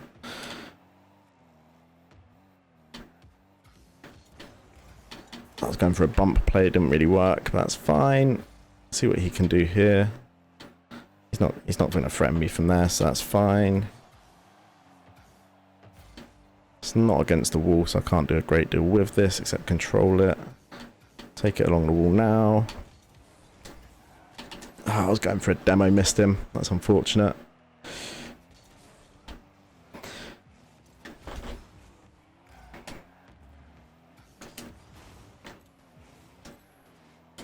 I really need boost, so I'm actually just going to let him have the ball, and I'm going to come back for this one, wait for it to spawn. Ah, I waited just too long. That was poor decision making for me. I shouldn't have waited on that boost for so long. You should never really do that. I thought it was going to spawn slightly earlier than it did, but that's fine. The way we're playing isn't actually awful, and the point that we're trying to make here is still standing. So it's all about being sensible, waiting for mistakes, which we have done. We have scored some good goals.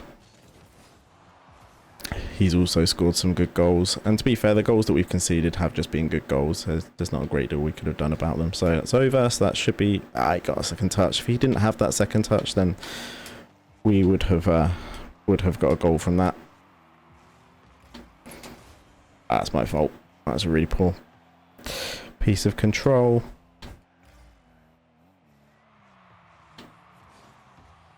That's a good flip reset. So yeah, we're going to lose this game, but that's absolutely fine. We don't mind that. Because the most important thing is that we're trying to show some characteristics of things that we should and shouldn't be doing, and I think we've characterized those really well. This ball I'm going to challenge quickly because I know that I need a goal. Just going to wait for his touch.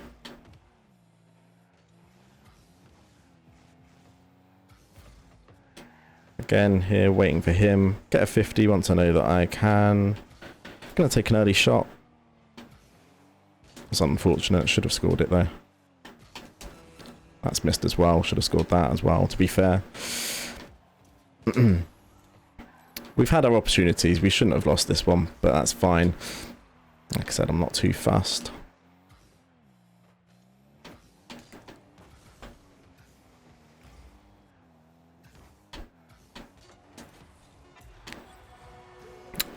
So yeah, the points that we've been trying to make here is keeping the ball cam on, which we've done most of the time. It's making the smart decisions, not chasing the ball into areas where it would be dangerous for us to do so.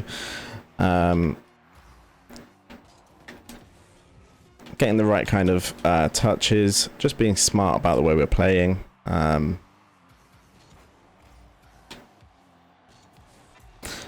we'll at least get the last goal, at least. So yeah, we didn't quite get the win, but hope that there was at least a little bit of a chance to learn some things in there. So first things first, kickoffs were what I was wanting to focus on a lot there.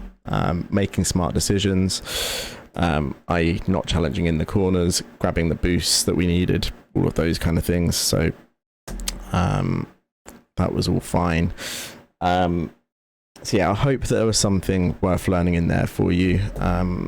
Obviously, if I wasn't so rusty and I'd been playing for the last 2 years, that there would have potentially been a bit more that I could have done to show you in that game. But he scored some good goals. We scored some goals with a bit of variety to them. We just got outplayed for some of the goals, so that happens. But hopefully there was enough in there for you to hopefully be able to see some of the things that I've been talking about, put into practice. But let's go into your first twos replay and start analysing that one as of now.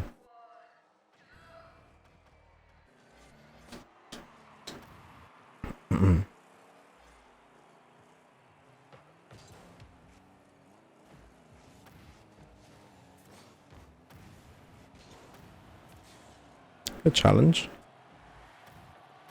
Yeah, good with the boost. This is your ball. Nice. That's now your teammate's ball. Good rotation. Good. I like the way you've given him space. Really good. Okay. As soon as he makes this touch, it's not good enough, and we know that we can see the guy in net, Twisted Chaos in net. We can see him there and ready to clear it, and we can also see that the fighting guy is coming towards you as well. So because we know that there's no chance this ball is coming towards us. So at this point, turn around, head straight back to net, get ready to defend the net rather than waiting.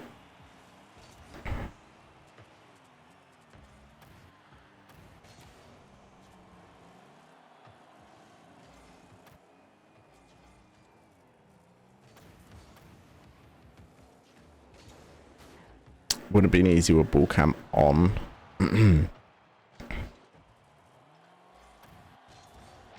Teammates managed to score from it, so that's fine.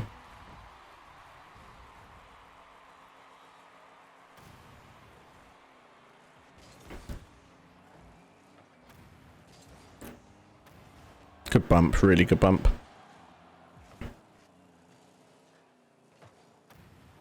Your positioning is really good at the second when you're supporting your teammate, and that's a good idea to go for the bump there as well. Yeah, really, really well played. Yeah,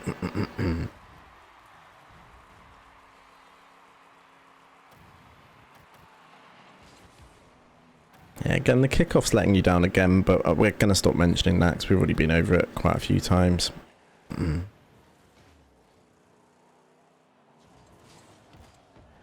It's technically your teammate's ball, so once you see in twos, I'll include a cheat sheet for you that I include in some of my replays. That will be in the description down below. I've said I'm going to add loads of stuff in the description down below. I need to make a note of them. So camera settings, 2v2 cheat sheet. There was something else I probably said that I was going to put in the description down below, but I can't remember what it was. Some packs, training packs for you, so we'll do that as well. So when you are playing in 2v2, you want to treat it like a 1v1 in that your teammate is their own man doing their own thing, and you're just there to clear up his mistakes, essentially. But when you're on defense, there's always going to be a first and a second man. Now, the first man is always going to be the first man to get back into net. At this point, that's your teammate. So your teammate has got into net, so all you want to do here is get onto that far post area that we've been talking about. I'm going to circle it here for you again, just so you know exactly what I'm talking about, but you should remember it from what we were talking about in the ones games.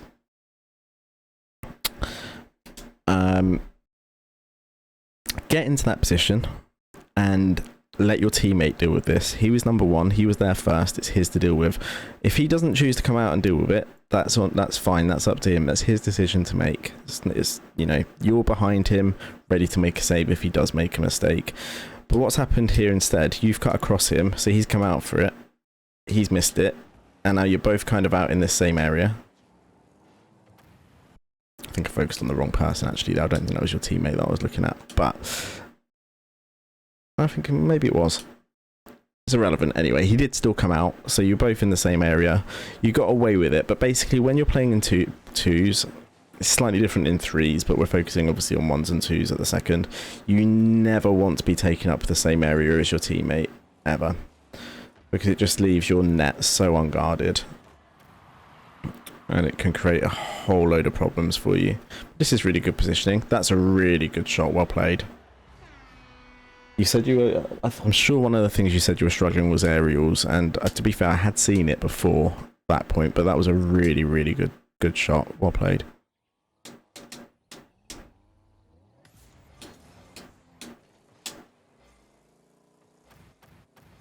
Let's have a look at what's going on from the kickoff here. So... yeah, with these kickoffs, so we'll talk about kickoffs in 2v2s as well. With these kickoffs, when your teammate is on a diagonal kickoff and you're sort of straight, as in kind of between the ball and the goal, you're going to want to do one of two things.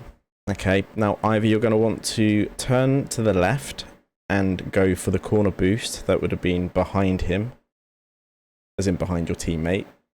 Or you're going to want to do what we call cheat up, which is where you just drive forward, grab the boost along the middle of the pitch, and are ready to take control of the ball if it lands in the middle of the pitch. Depends a little bit on rank on which you should be doing. I'd say once you're hitting the diamond towards champ ranks, you're going to want to be cheating every time and not going for boost, but either is acceptable. But this whole backing up into this boost thing and then moving forward from there, don't do that. Just move. If you're going to do that, just move forward, grab the boost that's next to you at the second, grab the one in front of it and be there to support your teammate, because then that would have been your ball. You could have chased that ball up. You could have grabbed the middle boost that's there on the right hand side, the 100 boost, and you could have made a play out of this, but now you're going to get beaten to it. Could could have gone for tried to get a demo on that guy there, but that's fine that you didn't. You're putting him under pressure at least. Now, this is not okay. This is not okay. So your teammate is in net. He's number 1. We established this from the last game. He's number 1. He's already in net. Always go far post. So if you're number 2, you're going to want to do the same thing if you're number 1 as well. But it's difficult to explain that because your teammate's already in a really good number 1 position here. But when you're number 2 like this, you're always going to want to go far post. I'm going to circle again to show you exactly what I mean here, but you're going to want to essentially beeline for this area right here. And that's because if you're travelling towards the ball, you do well to turn away from it here, to be fair, which is good. But because you were travelling towards the ball, that could have been really off-putting for your teammate. Not only could it have been really off-putting for your teammate, if there was an opponent behind you, your nameplate and your car would have been blocking that opponent from view. So your teammate wouldn't have known that there was an opponent there, and that could have caused all kinds of problems. So just get out of the way, let your teammate do his thing. But the fact you turned away eventually was really good. So this positioning again is really good. You're going to want to hold this position here and not move any further forward. I get the feeling you're going to carry on creeping forward a little bit. This position is perfect. You want to stay in this position. Crept forward slightly too far. Yeah, see, you come too far, and it's shown here because now they've got the clearance. It's over both of you, and now you're both having to travel backwards. Your teammate's going to end up being number 1 again. In reality, what should have been the case is we shouldn't have crept so far forward. We should have been able to turn back, and we should have been able to go number 1. If we go number 1, it gives our teammate a chance to get boost. We've already got 100, but our teammate will be struggling for boost right now, so he needs to go and collect it. But because he's now number 1 as well, he needs to rush to collect it, grab it, get in that as well. If we'd have been number 1 and just beelined back, he'd have had a lot more time to have grabbed his boost and then got behind you to be ready to be number 2. Again, needed ball cam on because you weren't aware of the fact that the opposition was going to get a touch because you didn't have ball cam on. It's ended up going over you. Again, same thing here. I can hear the other player's gone up for it. He might not be going to get it, but he's up for it, so you just need to be a bit more aware of that. Works out okay because you get the touchdown to your teammates, so that's fine. That positioning's good. Now you can go forward for the ball. That's unlucky. That should have been a demo, really. Yeah, that's fine. And then instead here, instead of chasing the ball back down the side it's going, blue team are now on our counter attack. So exactly what we were talking about and what we've been talking about.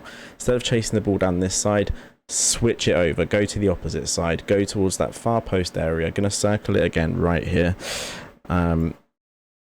Head towards this area and grab boost. Grab all the boost you need. You've got pads, you'll have that corner boost on the far left hand side. Grab it all, just get ready to defend. They are now on the counter attack. You have got to assume worst case scenario is that they're going to try and get a shot on goal.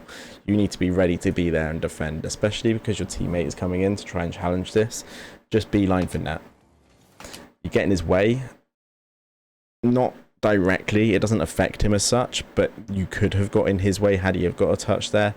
That could have created all kinds of problems, so just rotate the opposite side. The cheat sheet that I'm going to include in the description below is going to have a really nice diagram that will explain this in a lot more detail, but yeah, we've just gone the wrong side there. And then here, instead of doing this shadow defense, this is fine if you're playing ones, because there's not a second blue player that you've got to worry about.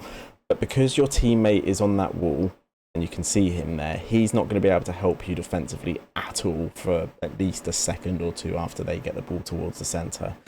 You, at this point, can't see where the guy on the ball's teammate is. You don't know where he is. He could be in a really good position waiting to just put the ball into an empty net. So for that reason, rather than chasing this out into your corner, where, as we've already mentioned in the ones games, is going to be no threat to you whatsoever, just get back into net, into that far post position, and get ready to defend it. That's not the worst touch in the world, so that's good. And neither is that. You've done well to control it. So it's worked out okay in the end.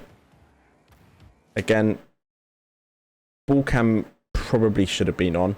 I understand why you've got ball cam off, I think, because a lot of people, I'm assuming you've watched a lot of YouTube videos of people dribbling. People tend to turn ball cam off for dribbling.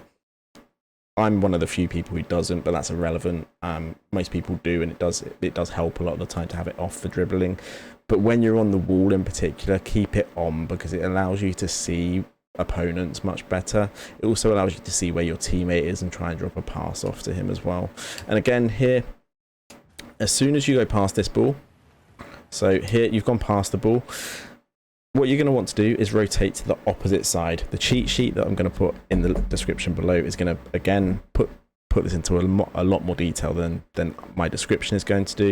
I'm just going to put another circle down on where you need to be aiming for here. So you want to be aiming for this kind of position. Going to try and steal their corner boost. If you can get a demo on the goalkeeper along the way, or a bump on him, even better. And then rotate towards their corner boost, and then towards the mid boost on that side, and then cut back into the play. As soon as you go past this ball, your teammate is number 1, you're number 2 again, and you just need to then wait for your teammate to mess up so you can step back in again. Instead, what you do is you cut back in. That creates all kinds of problems now, because now there's nobody towards your net, which is where you should have been going. Your teammate's committed, you're committed, all 4 players are in the exact same area of the field. It's not good.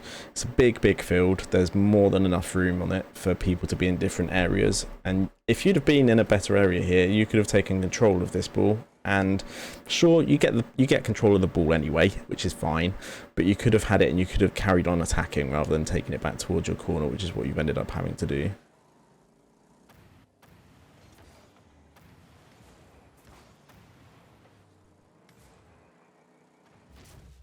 Not really sure what happened there. So what you did here was fine. That's a fine 50. Again, should really turn ball cam on just so that you can aerial and try and get an extra touch on this, but that's fine. If you're choosing not to go for the ball, try and get a bump on the guy who is going to go for the ball, which is the guy right in front of you, so that your teammate can then go for it instead. Obviously, he does get the ball. You don't go for the ball. You don't go for the bump. That's okay. It's not the worst thing in the world. I wouldn't expect someone at this sort of at this rank to be doing either of those things, but it will help you going forward if you can integrate that into your game. Your teammate's positioning is really poor here, and that's what really lets you down. So you don't really do anything wrong. There's a few things you could have done that could have prevented this, but would I have expected you to have done them? No. Teammate's positioning was really poor, and that's just gone in because, yeah, that's poor positioning from your teammate. Interesting to see what you do from kickoff here. Yeah, okay, so same thing here. When it's one of these kickoffs where you're both next to each other, always go for the boost instead. So if your teammate's going to go, if you're on the right hand side as you are here, just go for the right corner boost, get that 100 boost, then turn back into infield, and then you're ready to either create a play or to make a save or do whatever you need to do. What you're doing here, you're just not gaining any momentum at all, and you're just waiting for nothing to happen, and then you end up coming out to make that challenge. So if you'd have gone for the corner boost here instead on the right hand side, this ball would have still gone over there, but you'd have been in the corner and you wouldn't have been able to go and challenge this, which would have actually been better. It's going into your corner, it's not a danger from there. Your teammate's over in their half of the field, so he's not going to be able to help you out. So much better here. If you'd have gone for that right hand corner boost, you'd have been able to see where the ball was going. You'd have been able to assess in your head, ball's in my corner, it's not a danger at the moment, my teammate's nowhere near me, I'm by myself. I'm just going to sit on that far post area, wait to defend net, wait for my teammate to get back and see what happens. Instead, what happens is you come out and challenge the ball. It's a double commit, so I don't, anyway, at least I wouldn't like to think they will. But had they not have double committed here, this would have been a really easy goal for them, because your teammates know where you've committed and you shouldn't have done, and yeah, it should be a really easy goal. Fortunately, you're going to get away with it. Good boost still, I like that, and that's your ball now to go for. Again, patience is okay. You could have gone for an aerial shot here. I know aerials are one thing you said you needed to work on, so like I said, we'll put some training packs in the description below to help you out with those, and I'll show you what those are going to be as well once we've looked at all the replays. But if you can integrate some aerial shooting into your game, that's going to be a huge improvement for you, both in 1s and 2s, because this would have been a really easy goal to score. You could have shot from here and you'd probably scored it. even here you could probably have shot and scored it. So yeah, if we can integrate that into your game, you're going to see a huge improvement really quickly. I appreciate as well that you're on keyboard and mouse, so it's going to take you a lot more time and effort, and it's going to be a much higher and harder learning curve for you to get the aerial shots right. But it's doable. There are pro players who use keyboard and mouse. They are rare, but I mean, they do exist, so it's not impossible. It just takes a lot of perseverance and practice. That's good. That's really good. So it's the first time I've seen you come off the wall, and that was absolutely perfect. You've put the ball into a really dangerous area. Really good. Teammate should really be in our line of sight now. He should be on the far left of the screen. So he shouldn't be anywhere near where the ball is, but he should be on the far left of the screen somewhere, ready to then go and attack the ball. I don't know where he is. I don't know if he's going to end up going for the ball, but you've done your part really well. So that's a really good thing that you've done. And there he is. He's not quite close enough, but he's going to be able to get the shot on net. So ball goes in. Really well played. The only thing I will say, and it's really nitpickety. I feel like that's not a word. Is instead of following the line that you're following here, the path that you're following here. I know it's very likely that he's scoring, but just in case he doesn't, instead here. Go for that left mid boost, that 100 boost, just in case your teammate messes it up and you need to get back to defend, just so that you're there. It puts you, it's not necessarily about getting the 100 boost, so you could even grab the pads that are to the left instead. You don't have to grab that 100, but it's about the positioning. If your teammate messes this up, it's much better for you to be in that mid kind of halfway area, ready to adapt to the situation, than to be turning on it and ready to do something in this area. Because if he messes this up, if he hits this, say he hits this high somehow and it hits the backboard above the net, it then actually goes over your car. That Pasgon guy who's in the screen, the blue guy who's on the right hand side of the screen at the second, is actually facing towards your net. So he can then take that ball out and he's got an open net if that happens. It hasn't happened, so you've got away with it. But if that had happened, it's really unlikely, honestly. I'm talking like a 1% chance of that happening. I've seen it happen, but it's really rare. But it does happen. So just be a bit more mindful of that. Make your way back a little bit further. You're a bit too close here. Because if your teammate had messed that up, that would have been another goal for the blue team. But otherwise, what you did off the wall was really good. And yeah, worked really well. Well played.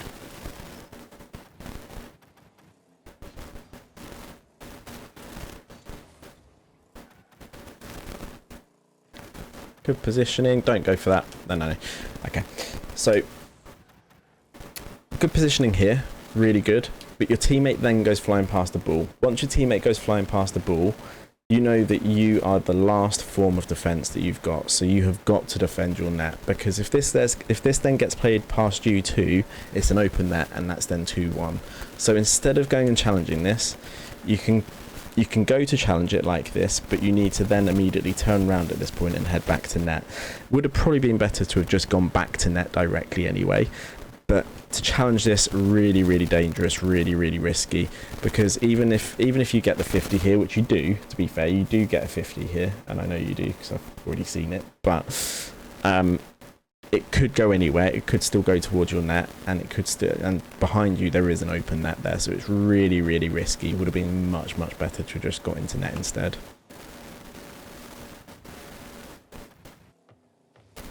Bump. Oh, I could have gone for a bump there. So it's a little bit too, it's not slow, it's just a little bit of a lack of game sense here. He's just spawned. He's going to be disorientated. He's not going to know where he is. Use that 33 boost you've got. Get supersonic, demo him again, grab that 100 boost, turn on the ball, and then you've got a shot. Even if his teammate gets back to that ball, it still then only leaves one blue player on the pitch for a good few seconds. And it gives you a bit more momentum. So go for that demo rather than trying to do something with the ball. Good, really good, really good. Yeah, much better. That positioning is perfect. So this positioning here, really good. You can see everything that's happening. You're not too close to the play. You're in a position where you can defend the net if the ball goes back towards it. or you can attack their net if the ball comes out towards you.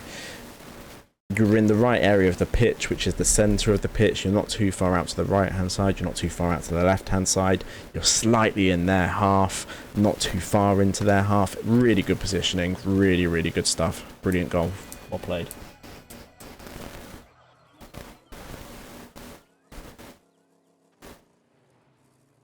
Yeah, that kickoff again, so just cheat forward, or go for one of the corner boosts, one of the two. Don't just sit there, there's no point. If you just sit there, you're just inviting a shot to come towards you, and then if it's a good shot, you're not saving it. If it's not a good shot, you are saving it, but then your teammate's still out of the play and you've still got 2 blue players to deal with. At least go and grab some boost so you've got something to deal with, or cheat up, which means just follow the boost pads forwards, and then potentially this ball could be yours. Because you end up going for that corner boost in the end anyway, so you might as well have gone for it earlier and then been ready to deal with this ball when it comes down. Yeah, you'd have beaten him to that ball had you have gone for that boost earlier. So that's a point proven. But it's fine. It's not the biggest issue in the world. Just something to think about and focus on going forward. Right now, now sprint forward to get with your teammate. Would have preferred it. Sorry, excuse me. Would have preferred it if you hadn't have flipped. Again, just because you lose control of your car once you flip. But fine, absolutely fine. You're doing the right thing by beelining it forward because, you know, it's now a 2v1. However, because you've now seen him spawn, it's time to slam on those brakes and just sit in this position so that you're ready to defend if this goes awry. I can understand why you've potentially gone for a demo there, but you've hesitated twice. So you're never going to get the demo. Bump's probably not going to help. And you've now left an open net behind you. So the hesitation, not great. So I like the way you moved forward really quickly after the demo. That bit was great. Here, it should have really slammed on the brakes and just waited to see what happened. You chose to try and go for a demo initially. That's okay. It's not the best of decisions, but I'd have preferred that you'd have made that decision and stuck to it than do what you did. Best decision that you could have made would have been to have just stopped, waited, and seen what happened. However, second best decision you could have made would have been to beeline for either one of those 2 players, preferably the guy from Bakery because he's the one in net, try to demo him, and then your teammate potentially has a better or an easier shot. However, what you do here, you break, it's a bit weird, nothing really happens, your teammate loses possession of the ball, and now they've got an open net again as well. Hopefully you two can recover quickly enough. Hopefully your teammate leaves you that corner boost. If he doesn't, he's an arsehole. Yeah, he does, so that's good. Now he's number 1, you're number 2. Good positioning. Good defending all round. It works, so you've done really well to recover, but that could have been really, really, really dangerous, so just be mindful of that. Not the best of shots, but it worked. I think he was expecting a better shot, which is why it worked. But yeah, definitely some improvement on the shots needed. I know that is something you mentioned in your comments on Discord. So training packs are going to be the only thing that are going to help with that. So we'll work on those. You can wait for that to come down because it's not on target or anything. Again here, so you're okay to chase that one into the corner purely because you know your teammate is going to be behind you at some point. But if you are going to chase it, really chase it, like gun for this, because otherwise he's just going to get a 50 over you. So really gun for it and try and get it away. And now you're chasing the ball across the pitch, which isn't great. So as soon as this goes across the pitch, okay, as soon as you see your teammate there, as soon as you know he's there, and as soon as you see that he's being challenged by another blue player, that Pasgon guy, get back into net, follow the boost path, as in this piece of boost here, grab it, and then get into that far post position, which is actually technically near post in this instance, which is a bit confusing, but it would make sense if you went there, it would make full sense to you. And just be ready to defend the net rather than chase the ball across like you're doing.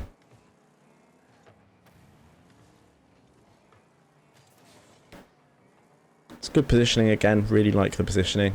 Yeah, good awareness. Now, challenge it, fake challenge it though. So go towards it and then immediately turn away back into net because you are the last man back. If he plays this past you, you are not getting there, your teammate's not getting there. So just go towards it, handbrake, turn back towards net from here. You get the touch, it's not great though. So your argument there would be that you got the touch, so you stopped him making the play. His teammate was right behind him, so it's now his teammate's ball, and your teammate's alone in net. Would have been much better for you to have gone in net, because they were only going towards the corner anyway. They can't do damage from that corner. You can clear the ball from that corner. So would have been much better to have just, if we rewind it, to have gone for it like you did here, and then at this point just turn back towards net, go sit in net, go to that far post area, wait for your teammate to get back. Once your teammate's back, you can feel free to go and challenge it, or your teammate might cut in front of you, because they like to do that at this rank, and that's okay. At higher ranks they won't do that. They'll follow the rotation, and they'll know that you're the first man and you're making the lead decision. But definitely better option here just to go into net and sit in net and wait to see what happens. It's a good bump in the end. Yeah, and again here, so we at the bump. It's a little bit of a lucky bump, I'm not going to lie, but it's a good bump nonetheless. Then as soon as your teammate gets the ball, just turn back towards your net. I'm not saying go to your net, just turn back towards it so that you're then behind him. So just basically do a 360 turn so that you're slightly behind him, because your teammate's now on the ball and you're going to want to position yourself. When your teammate's on the ball, you want to position yourself in a position whereby you can support him and receive a pass from him, but equally where you're in a position to defend your net. And the best position for that to be is going to be slightly behind him and to the side of him that is closer to your net. So in this instance, it would be behind him to the right hand side of him. Instead, we push forward. We're way too far ahead of him. We're in fact almost the furthest player towards Blue's net there, which is not good. They're going to play it forward. It's an open net. They've missed it, which is fortunate, but that could have been a goal. You're fine to go for that because he messed it up in the corner, so that's fine. Good demo. It's a shame you didn't get the second one. Good bump though, and then it's a shame you took that off your teammate, but that's fine, honestly. It was your ball. Technically, as soon as you saw your teammate coming in, you should probably have left it, but it was your ball, so you had every right to take that. And then again, because you didn't have the ball cam on, you didn't know what the opponent was doing. If you'd have had ball cam on here, you'd have known that he was going for the ball, and you could have just gone straight for mid boost instead, and then you'd have grabbed it before him, and you'd have been able to defend. Instead, they've got an open net again. Your teammate's got to defend it. It's a poor shot, so we get away with it. And again here, we've come out far too far. So grab the corner boost, and then here, just get into net. Just get just behind the goal line. This, or even just sit here. Here is absolutely fine. Here is a fine position to be in. But just stop, wait. The ball is in the corner. Your teammate is in the corner. Wait here, see what happens. Get ready to defend if the ball comes towards you. You do not need to go and join your teammate out there. There's no point in you both being out there. That's good rotation though. I like that. So you did your thing. When you did come out to the corner, you did your thing. It went past you again, and then you immediately went and got back in net. Good. Really like it. It wasn't the best of paths to take back into net, but my cheat sheet that I'm going to add in the description will show you the better path to take, so that's absolutely fine. If you were feeling really ambitious, you could have gone for that, but it's fine that you didn't. And again here, so you've just been bumped a couple of times. If you'd have just rotated to the opposite side, to the left-hand side, wouldn't have happened because there's no one out there. You'd have managed to get a lot of boost because nobody's grabbing any boost out there. Would have just given you a lot more boost, a better perspective of the field, and an opportunity to either attack or defend, whichever would have been easier at the time for you.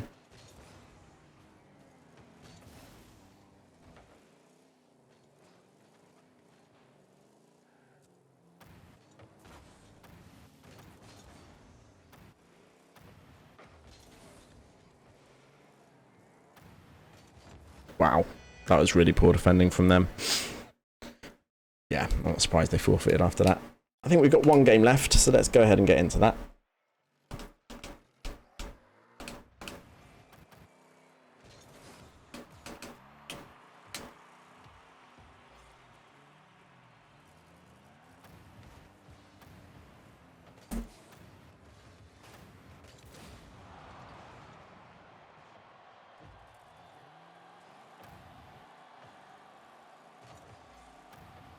Bit of a lack of awareness there. Your teammate was playing a really good pass to you. It's quite obvious as well.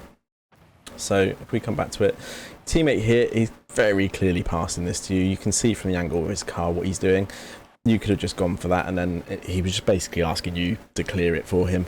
And you didn't, you turned away from it for some reason. Just keeps you guys under pressure. In the end, I think you're going to get it away. Are you? Yeah, it works out okay in the end.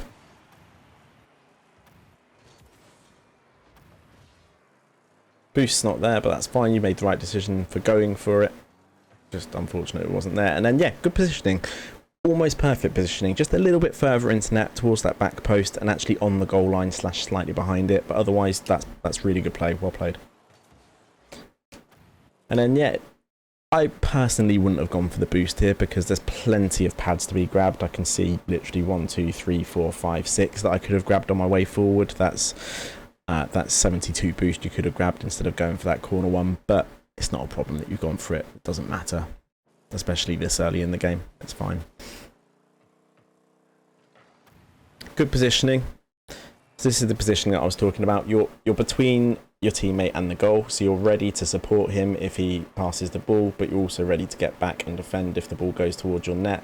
It's a little bit of a slow turn, but that's fine. And again here, it's going towards your corner, so instead of chasing it out towards where it's going, get back into net instead, because that's where the danger is going to be, not in the corner. Whilst it's going towards the corner, not a threat. As soon as it goes towards your net, then it's a threat. So just be a bit more cautious of that. Go towards your net, get into that far post position and ready to defend.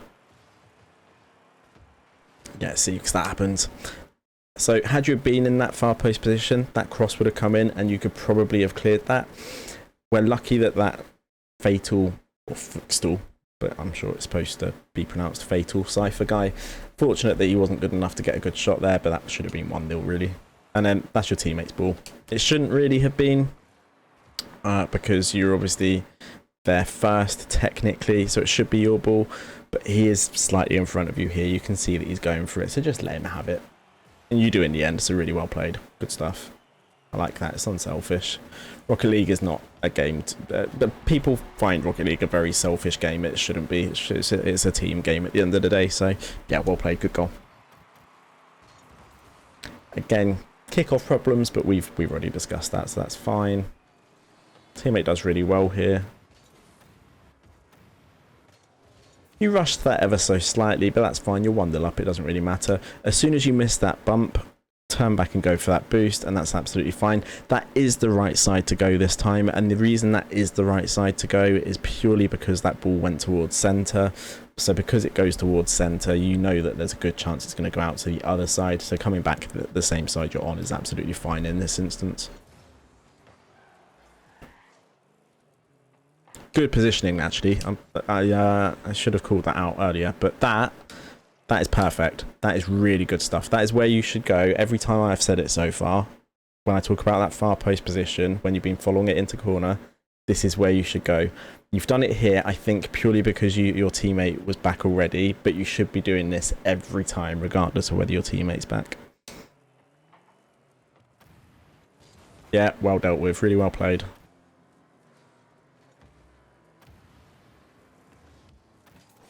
Good. Ah, that's unfortunate. Okay, so a little bit of mechanics here. So that's a really good first pop like that, and then right here, I've gone slightly too far forward. Let me try and get this to the exact right position. Here, right here. If you then jump on this and do a kind of backwards right diagonal flick, it's going to pop the ball really high towards their backboard, and it's going to make it really, really awkward for them. If your teammate's following in, he can go for it. In fact, you've got 76 boost, you could probably still go for it as well. There's an opportunity for a really good pop here to make it really awkward for them, but it's unlucky. It's still good play.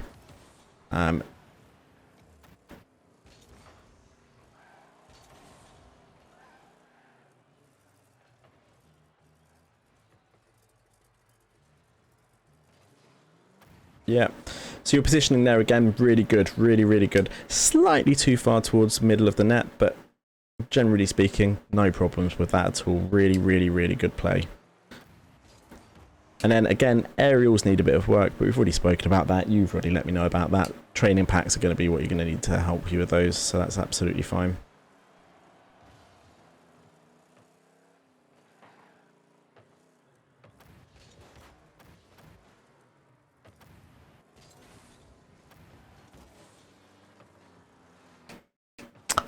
could probably have left that boost for your teammate, but it's okay under the circumstance.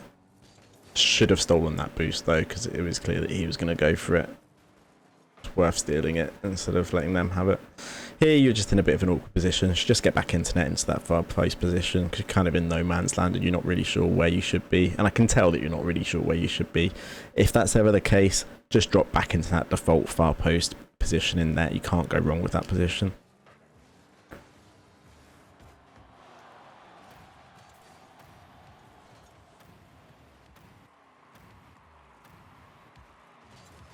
Oh, well played. Really well played. So the only thing I would say here is that you have a real tendency to overuse speed. And you have mentioned, I think you did mention that as well. It's not a bad thing, because generally speaking, the majority of your play is actually really well paced. It's just when you're trying these dribbles on the ball, you try and do things too quickly sometimes. So this is all a bit too quick. The ball is moving too quickly for you. You could have done a hook shot here if you'd have been if you'd have wanted to use a little more boost. The hook shots that I showed you in the free play earlier, that I was talking about earlier, you could have actually done one here. But you've made it work really well in the end with that nice little touch at the end there. So really well played in the end. But you are going to start to need to slow those down a little bit and get a little bit more control over the ball eventually.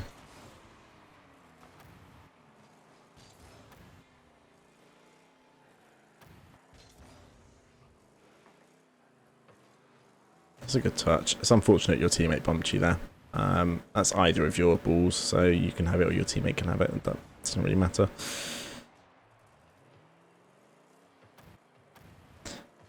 I have to say, your ball cam has been on quite a lot more this game than it has previous games, and it's been pleasing. Much better with the ball cam on. Should be on here though. Can understand why it wasn't. That's a good touch as well. Actually, really good finish.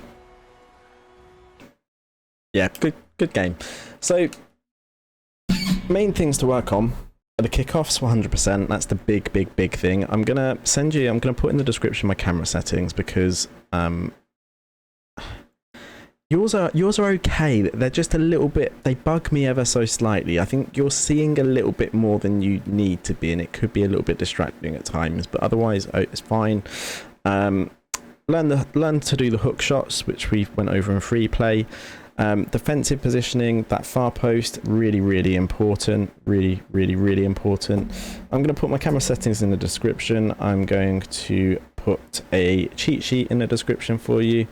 And I am going to put something else. Some training packs in the description for you. I don't know if I've still got them, because I've changed PC since I last did them. Let's see if I've got them here.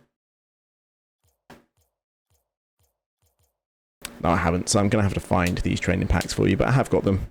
They're in some of my other video descriptions, so that's fine. But I hope you found this video beneficial. If you've got any questions, any clarifications, any questions you need to ask me or anything, do let me know. I'm here for you now from now forward. If you feel like there's anything that would further benefit you, if you want some live sessions, if you want to send any more replays across, all absolutely fine. If you felt like there was anything that wasn't helpful, do let me know. If you felt like there was anything that was particularly helpful, again, would love the feedback. If you're happy with the analysis I've done for you, if you want to leave positive rep in the RLCD Discord, that would be much appreciated. However, I've got enough of it, so I'm not too fussed. If you don't want to, that's absolutely fine. It's a choice, not a request. But yeah, otherwise, I hope that's been really helpful for you. If you do have anything, any questions or anything, do let me know. Otherwise, though, thank you for watching. Enjoy the rest of your day.